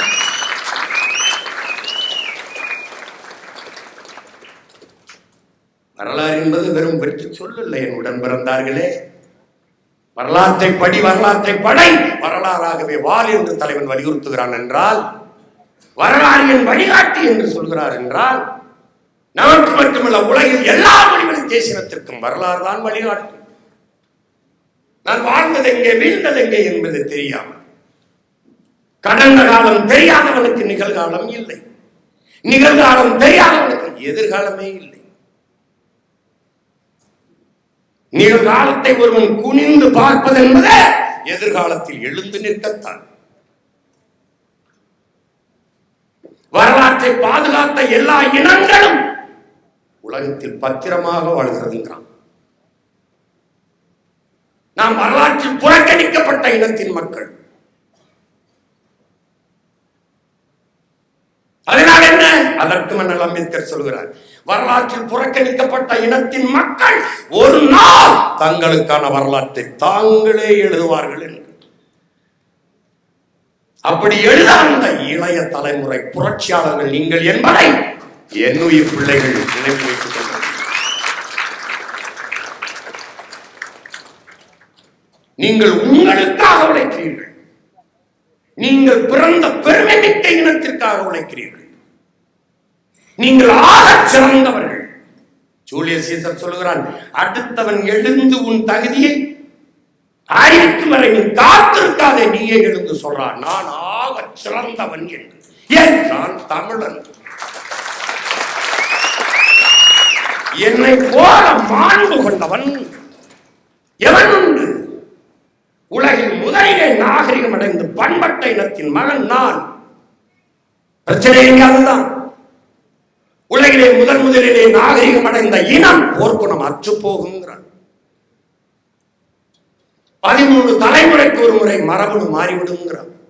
இந்த மரபணு கூறுகள் மாறிவிடுங்கிறான். மாறிட்டு அது புதுப்பிக்குது.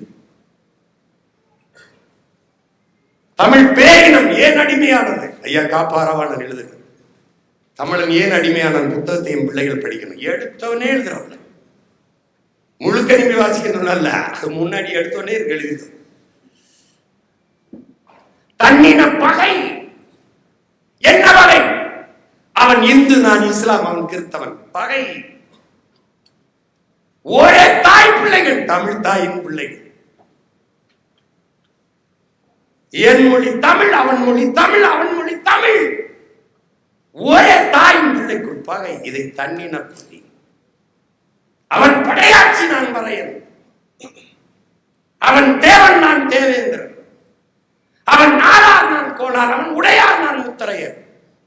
அவன் பிள்ளை, நான் முதலி. அவன் ஆசாரி, நான் மன்னார். அவன் வேளார். இப்படி இப்படி ஒருவனை ஒருவன் தாழ்த்தி வீழ்த்தி, எப்படி? இவர் எழும்போது இவர் அழுத்துவார், இவர் எழும்போது இன்னொருத்தர் தலை அழுத்துவார், அவர் எழும்போது 2 பேரும் சேர்ந்து அழுத்துவார். எவன் எழுவான்? இதற்கு பெயர் என்னுடன் பிறந்தவர்களே, என் அன்பு பிள்ளைகளே, இதுதான் தன் இனப்பகை. அடுத்தது, தன்னிடத்தில் இருப்பதை விட பிறரிடத்தில் இருப்பது உயர்ந்தது என்ற இழி சிந்தனை.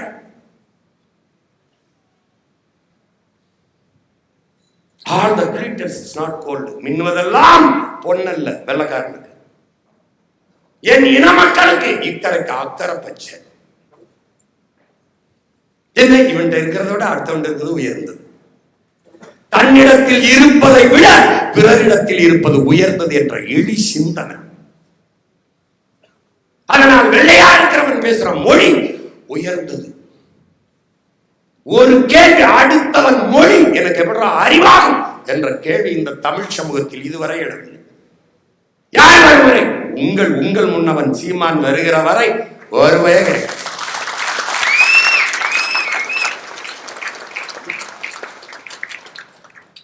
ஆங்கில அறிவுன்னா அதுக்கு 500க்கும் மேற்பட்ட சொற்களை பிச்சை போட்ட என் மொழிக்கு பேர் என்னடா? என்னது?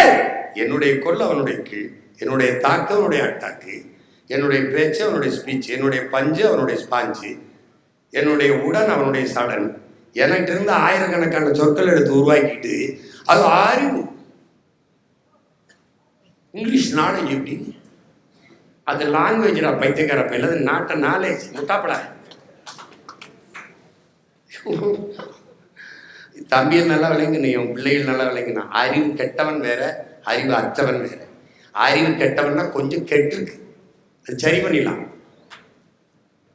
அறிவு கெட்ட கூட்டம் கொஞ்சம் இருக்கு, அறிவு அற்ற கூட்டம் கிளம்பி வந்துகிட்டு இருக்கு.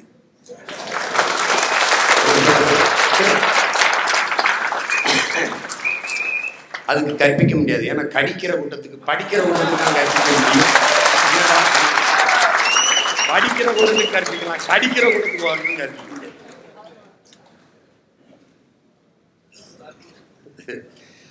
கேள்விக்குறி, அது ஆச்சரியக்குறி. அப்படிலாம் எங்களுக்கு தெரியல. கேடு கட்ட, கேவலம் கட்ட, அநாகரிகமான அரசியலுக்கான அறிகுறியா தெரியுது.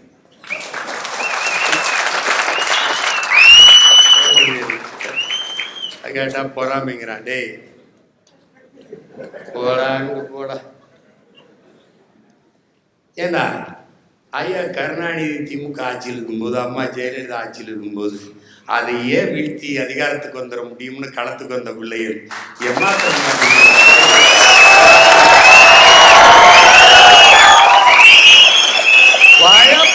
பயப்படுறாரு.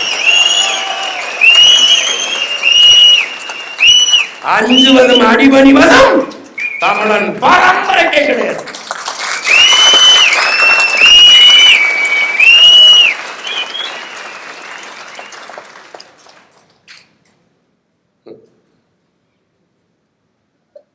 கொத்தப்பரட்டா கூட்டம் இது, கொள்கை கூட்டம்.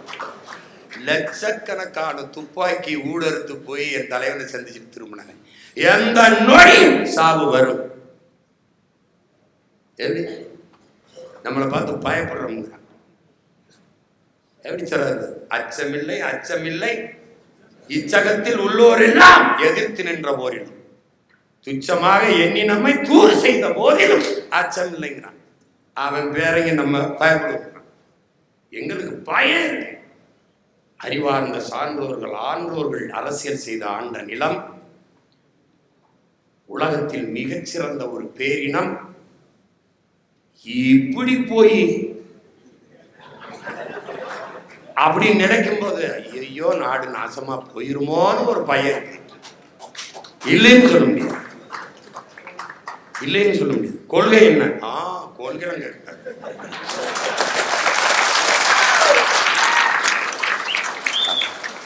அவர் தான் சொல்றாரு. அவரே சொல்றாரு சின்னம்.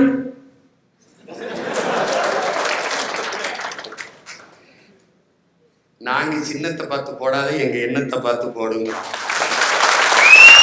அது ஒரு நல்வாய்ப்பா, நல்வாய்ப்பா பாரு. சின்னமும் எண்ணமும் ஒன்னா வந்துடுது. அவன் சின்னத்தை தேட கஷ்டப்படுவான்ட்டு என்னவே வச்சுட்டாங்க. அது நான் தாங்க தெரியாம இப்படி அடிச்சு விட்டான். இது சீமா மாதிரி இருக்குன்னு தந்திருக்க மாட்டான். வாரண்டி கொடுக்கும்போது 5,000 கொடுக்குறாங்க. இது ஏதோ பரவாயில்ல. அந்த களை பேத்திக்கிட்டு இருக்கிறது சீமான்னு தெரியல. அவன் கொடுத்துட்டான். இப்ப தெரிஞ்ச ஆஹா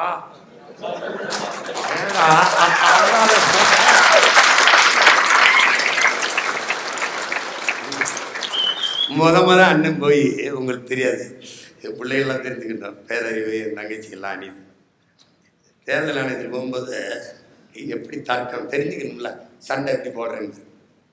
எனக்கு புளியை கொடுங்கன்னு கொஞ்ச நேரம் அப்படியே, மீன் டைகர், யா டைகர் அப்படியே பார்த்தேன். இன்னும் நேஷனல் அனிமல். அப்போ இந்த லோட்டஸ் நேஷனல் ஃப்ளவரை எதுக்கு பிஜேபிக்கு கொடுத்தீங்கன்னு பக்கத்தில் இருக்கிற 2 அதிகாரி ஒருத்தர் பார்த்துக்கிட்டான். வச்சுக்கலாம் நாள் பொருங்க அப்படின்னு. சரி காளமாடை கொடுங்க. அடுத்து கேட்பேன்ல காளமாடை. No no no.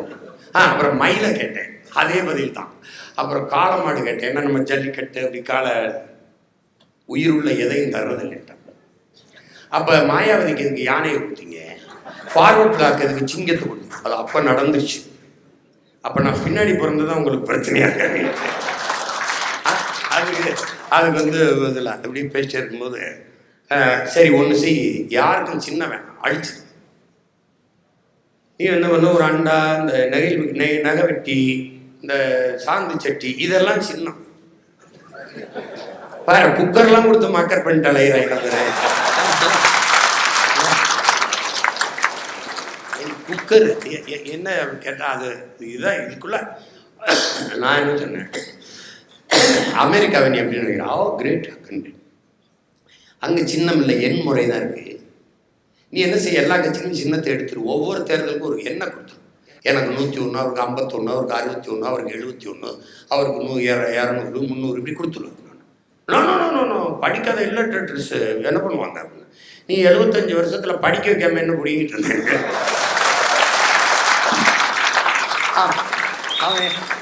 அவங்களுக்கு என்ன பதில் சொல்றது, படிக்க வைக்காம 75 வருஷம் விடுதலை பெற்ற இந்தியாவில் என்ன பண்ணிக்கிட்டு இருந்த, 1-2 கூட தெரியாதவங்க ஓட்டை இப்படி போட்டு தனக்கான தலைவனை தேர்வு பண்ண மாட்டவன இவன் பேசுறான்.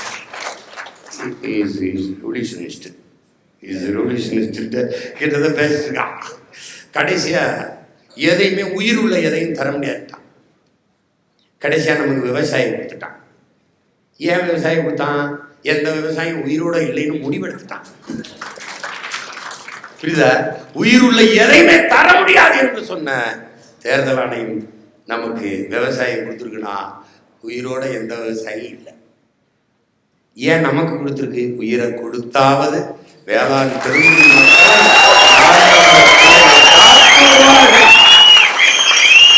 உழவை நீப்போம், உலகை காப்போம். உணவு இல்லை என்றால் உயிர்கள் இல்லை, உயிர்கள் இல்லை என்றால் உலகம் இல்லை. எனவே உழவை மீட்போம், உலகை காப்போம். அந்த இடத்துல அவசமா அது வழி கிடையாது. என்ன நானும் சொல்லிட்டேன், பாரதி கண்ட தருணமே வெல்லும். என் பாட்டன் சொல்றாங்க, திருவருள் பெற்ற மகன் வருவான்டா அப்படின்னு. வெல்லுவான். உலகத்துல எவன் வேணாலும் தோக்கலாம். என் அன்பு பிள்ளைகளே, வேளாண் குடிமகன் விவசாயி தோற்றான் என்று செய்வார்கள்.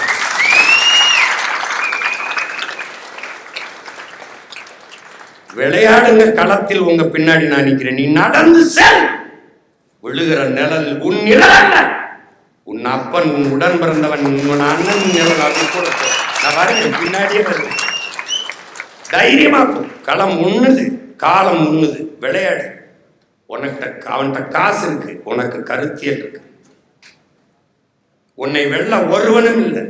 உன்னுடைய கனவு எதிரி தோற்க வேண்டும் என்பதா அல்ல, நீ ஜெயிக்க வேண்டும் என்பதுதான். எனக்கு நேர்மறை கோட்பாட்டை வச்சுக்க. 10 ரூபாயை நீ தவறிவிட்டால் வருந்தாதே, எடுத்தவன் மகிழ்வான் என்று மகிழ்ச்சியோடு போ. இதுதான் நேர்மறை சிந்தனை. இதுதான் ஏன் நம்ம சொல்றோம் இந்தி ஒழிய கிடையாது, தமிழ் வாழ். அவன் மொழியை ஒழியணும், ஏன் ஒழியணும்? கர்நாடக மாநிலத்திலிருந்து கொடியோடு வந்த பிள்ளைகளை தடுத்தது நான் வருந்தினேன், கண்டித்தேன். தவறு. அவனுக்கு இருக்கிற உணர்வு நமக்கு இல்லையே என்று வருந்த வேண்டுமே ஒழிய அவன் மாநில கொடியோடு வரும்போது தடுக்க கூடாது. ஏனென்றால் நமது அரசு மலர்கிற போது முதலில் தமிழ் தேசிய கொடியை ஏற்றிவிட்டு தான் இந்திய நாட்டின் கொடியை ஏற்றுவோம் என்பதை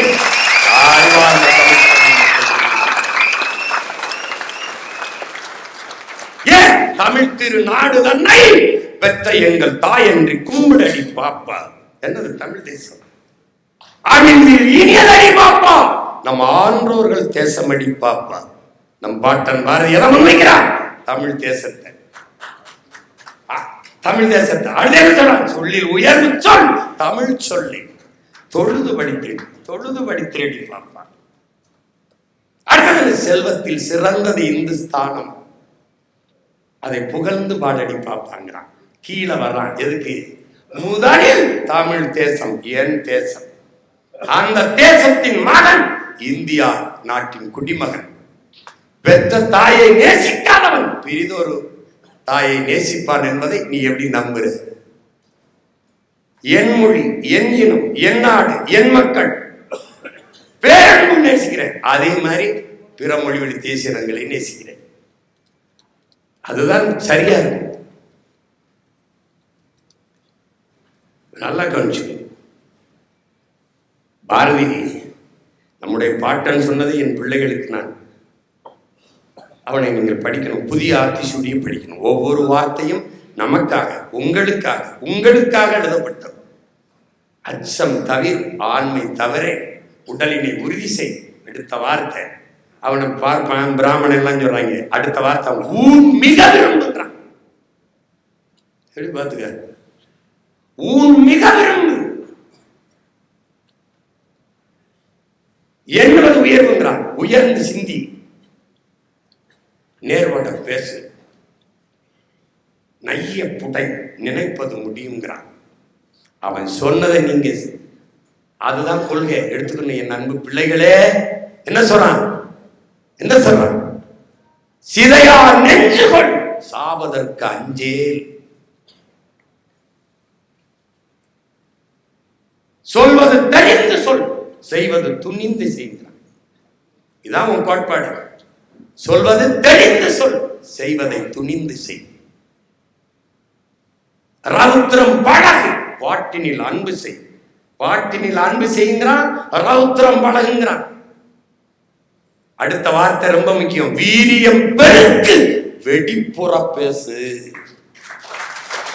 சீமான் சத்தமா பேசுறான். சீமான் அவன் தம்பி பிள்ளைகளும் தங்கைகளும் கத்துறாங்க. நாங்கள் சத்தமாக பேசுவோம், சத்தியத்தை பேசுவோம், சத்தமாக உண்மையை பேசுவோம், உறக்க பேசுவோம். ஏன் உண்மையை பேசு, அதை உறக்க பேசு, உறுதியாக பேசு, இறுதி வரை பேசு. நீயே உண்மையான வீரன். நம்முடைய தாத்தா தெய்வ திருமகன் அவர்கள் அதை நல்லா கொஞ்சம் வெடிப்புற பேசுங்கிறான். அதை நாங்க வெடிப்புற பேசுறோம். பேசுங்க. எங்கள் வாழ்வும் எங்கள் வளமும் மங்காத தமிழ் என்று சங்கே முழங்கு, சங்கே பேசு, இல்ல சங்கே முழங்குங்கிறான். முழங்கு. நீ இப்படி பாரு. வெண்கொடுமை சாக்கட்டில் விளையாடும் தோளங்கள், வெற்றி தோள்கள், கங்கை போல் காவிரி போல் கருத்துக்கள் ஊர்முள்ளம் எங்கள் உள்ளம், வெங்குருதி தனில் கமழ்ந்து வீரம் செய்கின்ற தமிழ் எங்கள் மூச்சாம். எப்படி இருக்கு? நல்ல வெண்கொடுமை சாக்காட்டில் விளையாடும் தோழங்கள், வெற்றி தோள்கள், கங்கையை போல் காவிரி போல் கருத்துக்கள் ஊரும் உள்ளம் எங்கள் உள்ளம், வெங்குருதி தனில் கமழ்ந்து வீரம் செய்கின்ற தமிழ் எங்கள் மூச்சாம். அதான் பாருங்க. நீ எந்தடா போய் தத்துவம் கித்துவம் கருத்துலாம் தேடிட்டு இருக்க? 5000 வருஷமா அதான்டா நம்மகிட்ட இருக்கு. அது ஒன்றுதான்டா இருக்கு. சுத்தம் சுகந்தரம், சுத்தம் சுகந்தரம் எல்லாரும் எழுதி போட்டுக்காண்டா. இறங்கி கொண்டதாண்டா அல்ல, அதுதான்டா நம்ம வந்திருக்கோம். அதுதான் வந்திருக்கோம். ஏன் நம்ம பாட்டினே சொல்றான், சொல்லுதல் யாருக்கும் எளிய அறியவா சொல்லிய வண்ணம் செய்ய. எங்களுக்கு சொல்லுக்கும் செயலுக்கும் வேறுபாடு இல்லை, செய்வோம். ஏன்னா சொல்லுக்கு முன் செய்ய.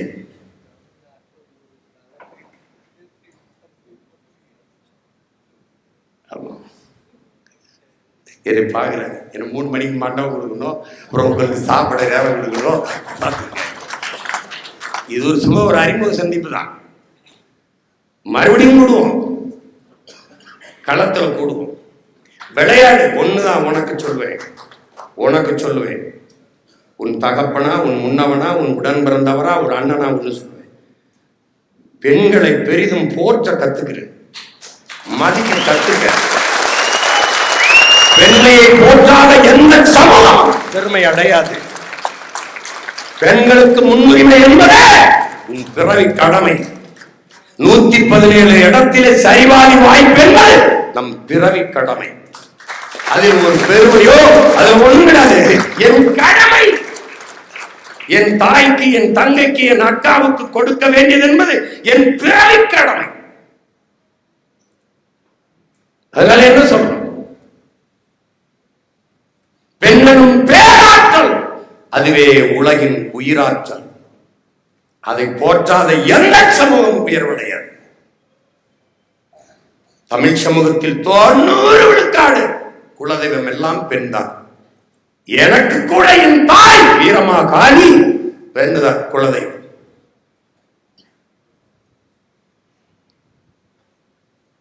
பாரதிக்கும் காளிதான், என் மாமா காளிமுத்துக்கும் காளிதான். ஒரே தெய்வம், எங்க 2 பேருக்கும் ஒரே குலதெய்வம். போற்றணும். மதம், சாதி, திரைக்கவர்ச்சி, பணம், பதவி, புகழ், இந்த போதைகள் அண்ணாத பெருநெருப்பாக என் பிள்ளைகள் வளர்ந்து வரும்.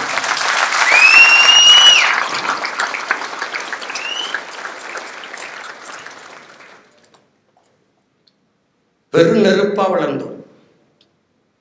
என் அன்பு பிள்ளைகளே, உங்கள் சிந்தனையில் கவனமாக இருங்கள். அதுதான் வார்த்தையாக வரும். உங்கள் எண்ணத்தில் மிக கவனமாக இருங்கள். ஏன்? அதுதான் வார்த்தையாக வரும். உங்கள் வார்த்தைகளில் கவனமாக இருங்கள். ஏன்? அதுதான் செயலாக மாறும். உங்கள் செயல்களில் கவனமாக இருங்கள். அதுதான் உங்கள் ஒழுக்கத்தை தீர்மானிக்கும். உங்கள் ஒழுக்கத்தில் கவனமாக இருங்கள். அதுதான் உங்கள் வாழ்க்கையிலே தீர்மானிக்கும். அதனால்தான் உள்ளுவதெல்லாம் உயர்வுள்ளது. எண்ணுவது உயர்வு என்று பாரதி பாட்டன் பாடுவது. உள்ளுவதெல்லாம் உயர்வுள்ளது, மற்றது தள்ளினும் தள்ளாமை நிறுத்து என்று நம்முடைய மறைவர் வள்ளுவ பெருமகனார் தந்தலிய மறைமொழியில் போதிப்பது அதுதான். எண்ணம் உயர்வாக இருக்கிற மாதிரி பார்த்துக்கோ.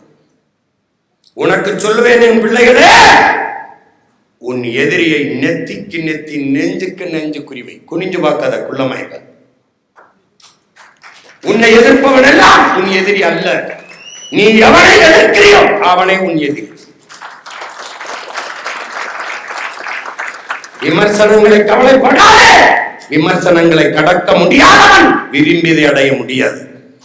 அற்ப அவதூறை கூட கடக்க முடியாதவன் வெற்றியை தொட முடியாது. அற்ப வெற்றி, அவதூறை கடக்க முடியாதவன் அற்ப வெற்றியை கூட தொட முடியாது. திரும்ப திரும்ப சொல்கிறேன், வேர்க்காமல் விளையாட முடியாது, விமர்சனம் இல்லாத வளர முடியாது. தூக்கி தள்ளி அது பொருள்படுத்தாது. புறந்தல்ல கற்றுக்கொள். ஆபிரகாம் சொல்றான், குற்றம் குறை கூறுபவர்களை புறந்தல்ல கற்றுக்கொள்ளுங்கள். தள்ளிட்டு என் அன்பு பிள்ளைகளே, ஓடுவதாக இருந்தால் இலக்கை துரத்தி கொண்டு ஓடுங்கள். நிற்பதாக இருந்தால் எதிர்த்து நில்லுங்கள்.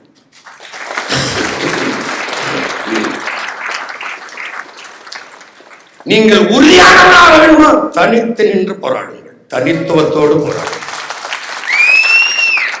உங்கள் பயணம் உங்கள் கால்களை நம்பி, அடுத்தவர் கால்களையோ தோள்களை நம்பி உங்கள் பயணம் இருக்கக்கூடாது.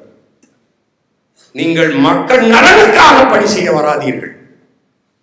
மக்கள் கருத்துக்காக பணி செய்பவர்கள் அல்ல. நாம் மக்கள் கருத்துக்கு வேலை செய்ய முடியாது, மக்கள் நலனுக்குத்தான் வேலை செய்ய முடியும். கருத்து கேட்டீங்கன்னா ஒண்ணு நடக்குது.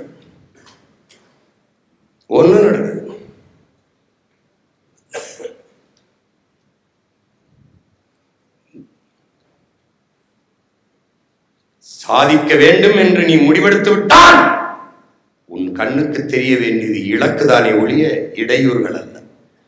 நல்லா கவனிச்சுக்கிட்டு களத்தில் நிற்க பழகணும். அலையில்லாத கடலால் நல்ல மாலுமிகளை உருவாக்க முடியாது. தடையில்லாத படைக்கு எந்த மதிப்பும் இருக்காது. எனவே என் அன்பு பிள்ளைகளே, துணிந்து நில்லுங்கள் களத்திலே. உங்களுக்கு இந்த களமும் காலமும் உங்களுக்கானது. ஒற்றுமையாக நில்லுங்கள். ஒரு படையில் எத்தனை வீரர்கள் இருக்கிறார்கள் என்பதை பொறுத்தல்ல படையின் வலிமை. எத்தனை வீரர்கள் ஈடுபாட்டோடு ஒப்படைப்போடு இருக்கிறார்கள் என்பதை பொறுத்துத்தான் படையின் வலிமை. 5 பேர் இருந்தால் சாதிக்கலாம், 50 பேர் இருந்தால் விவாதிக்கலாம் என்கிறார் நம் உயிர் தலைவன் மேதகுவே பிரபாகரன் அவர்கள். நீங்கள் எத்தனை 1000 பேர் இருக்கிறீர்கள்? வந்தவர்கள் கொஞ்சம், வர முடியாமல் எத்தனை பேர்? தேர்வு, பல்வேறு வேலைகள். ஆனால் என் முன்னால் இருக்கிற உங்களுக்கு மட்டுமல்ல இந்த கருத்து, உலகெங்கும் இந்த பேச்சை கேட்டுக் கொண்டிருக்கிற என்னுடைய பிள்ளைகள் ஒவ்வொருவருக்கும் தான். என் அன்பு பிள்ளைகளே, அண்ணல் காந்தி சொல்கிறார், வாயிலிருந்து வருகிற வார்த்தை கேட்பவன் செவி வரைதான் சென்றடையும். நீ இதயத்தில் இருந்து எடுத்து பேசுகிற வார்த்தை தான் செவி கடந்து சிந்தனைக்குள் போய் அது செயலாக்கம் பெறுங்கிறார். அப்படி ஒவ்வொரு சொல்லையும் என் இதயத்தில் இருந்து எடுத்து உங்களுக்கு பகிர்ந்திருக்கிறேன். இந்த இன்சொல் இரும்பு கதவையும் திறக்கும் என்கிறார். நல்லதை கொள்ளுங்கள், அல்லதை கொல்லுங்கள், தள்ளுங்கள் அல்லதை. நபிகளார் சொன்னதை நினைவில் கொள்ளுங்கள் அன்பு பிள்ளைகளே. தீமைக்கு மாற்று தீமை அல்ல, தீமைக்கு மாற்று நன்மைதான். நெருப்பை நெருப்பை வைத்து அணைக்க முடியாது, நெருப்பை தண்ணீரை வைத்தான் அணைக்க முடியும். திமுக சொல்கிறது வாருங்கள், பிஜேபியை வளரவிடக்கூடாது, ஒழிக்க வேண்டும் என்கிறார்கள். இவர்கள் சொல்கிறார்கள் திமுக ஆட்சியை மறுபடி வரவிடக்கூடாது, ஒழிக்க வேண்டும், வாருங்கள் எல்லோரும் ஒன்னா நிற்போம் என்கிறார்கள். நான் என்ன சொல்கிறோம்? உங்க 2 பேரையும் ஒழிக்க வேண்டும், அதனால் நாங்கள் ஒன்னாக நிற்போம்.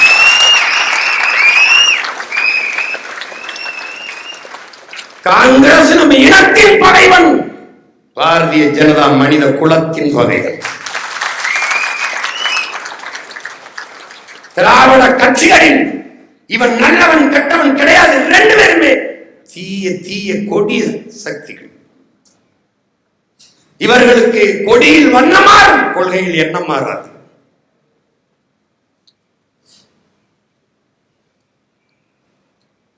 என் அன்பு பிள்ளைகளே, நீங்கள் மக்களிடத்தில் எழுப்ப வேண்டிய கேள்வி, ஒவ்வொரு நாளும் போராட்டம், பிரச்சனை. இத்தனை பிரச்சனைகளை என் மக்களுக்கு பிரசவித்து தந்தவன் யார்?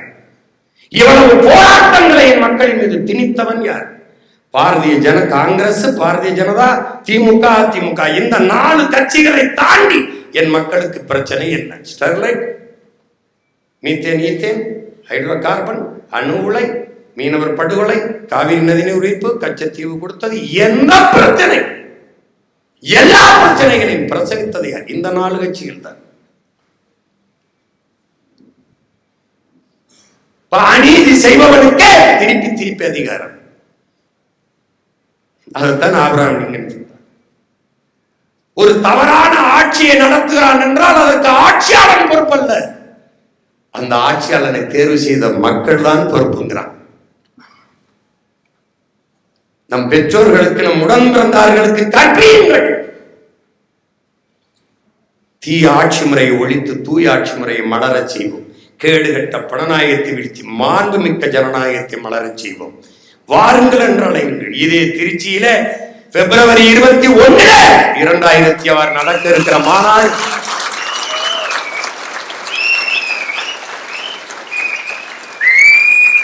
நடிகரை நேசிக்கிற கூட்டத்தை விட நாட்டை நேசிக்கிற கூட்டம் பெரிது என்று காட்டுவது. என் அன்பு பிள்ளைகளே, படையை திரட்டுங்கள். இது நாம் தமிழர் கட்சியின் மாநாடு அல்ல, நாங்கள் பிறந்த பெருமை மிக்க இனத்தின் மாநாடு.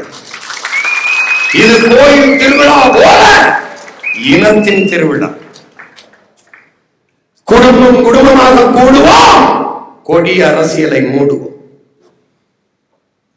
இது மான மறவர்களின், கொள்கை மறவர்களின் கூட்டம்.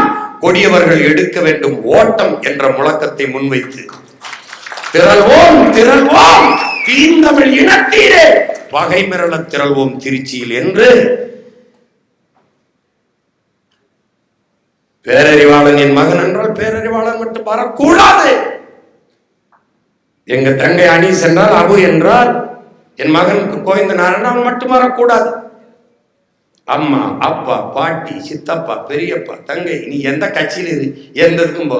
கோயில் திருவிழாக்கு எல்லாரும் போகும்ல, அது மாதிரி இனத்தின் திருவிழா வா. இன்னையிலிருந்து போய் வேலை செய்யும்.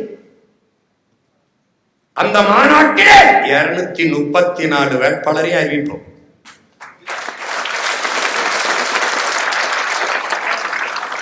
இந்திய பெருநிலத்தில் இப்படி தகுதி வாய்ந்த வேட்பாளர்களை தேர்வு செய்த ஒரு அரசியல் இயக்கம் உண்டா என்று பார்க்கட்டும். அதிலே 134 பேருக்கு மேலே 25 வயதிலிருந்து 30-35 வயதுக்குள்ள இளைஞர்கள், ஏன் இளைஞர்கள் என் இனத்தின் எதிர்கால நம்பிக்கை. சீமானும் அவன் உடன் இருக்கிறவர்களும் விட்டு போனாலும் இன்னும் 50 ஆண்டுகளுக்கு இந்த இயக்கத்தை எடுத்துக்கொண்டு போக வலிமை மிக்க இளைஞர்கள் உருவாகி இருக்கிறார்கள் என்ற நம்பிக்கை. புது ரத்தம் ஊறாத உடலும் புதுநீர் பாயாத கடலும் உற்சாகம் அடையாது. அதனால் இளைய தலைமுறை பிள்ளைகளுக்கு வாய்ப்பு, தகுதி வாய்ந்த பிள்ளைகளுக்கு. நாங்கள் பொறுக்கு விதை மரபினர். முருங்கை மரத்திலே நூற்றுக்கணக்காக காய்ச்சி தொங்கும், ஆனால் அதில் 2-3 காய்களைத்தான் விதைக்கு தேர்வு செய்வோம். ஆடு மாடு, மாட்டுக்கு ஜல்லிக்கட்டு, வீரமிக்க காலை பிடிபட்டால் அந்த மாட்டை வித்து விடுவோம். கிடாய் சண்டை, தோற்ற கிடாய் கரியாகும், ஜெயித்த கிடாய் இனப்பெருக்கத்துக்கு. சேவல் சண்டை, தோத்த சேவல் கரியாய்விடும், ஜெயித்த சேவல் இனப்பெருக்கத்துக்கு. ஆட்டிலும் மாட்டிலும் கோழியிலும் வீரத்தை கடத்திய பரம்பரையில் வந்த நாங்கள் பொறுக்கு விதை மரபினர். அதனால் 234 வேட்பாளர்களையும் பொறுக்கு விதையாக, வீரியமிக்க விதையாக போரிக்கி களத்திலே இந்த தேர்தலில் நிறுத்துகிறோம். ஒரு பேரெழுச்சியான மாநாடு, பிறகு நேரடியாக தேர்தல் களம். நம் ஆட்சி எப்படி இருக்கும் என்பது மக்களின் கண்முன்னே விரித்து வைக்கிறது. இந்த ஆட்சியில், உங்கள் பிள்ளைகளின் ஆட்சியில் வாழ வேண்டும் என்கிற இயக்கத்தை மக்களுக்கு விதைக்கிறோம். எனவே அறிவார்ந்த தமிழ் சமூகத்தின் பிள்ளைகளே, என்னுயிர் பிள்ளைகளே, நீங்கள் நம்பிக்கையோடு களத்தில் நில்லுங்கள், நம்பிக்கையோடு நில்லுங்கள். புரட்சி எப்போதும் வெல்லும். நமது வெற்றி அதை சொல்லும். நம் இலக்கு ஒன்றுதான், இனத்தின் விடுதலை. இனம் ஒன்றாவோம், இலக்கை வென்றாவோம். தமிழ்தாய் வாழ்க! தலைவர் பிரபாகரன் வாழ்க! நாம் தமிழர்.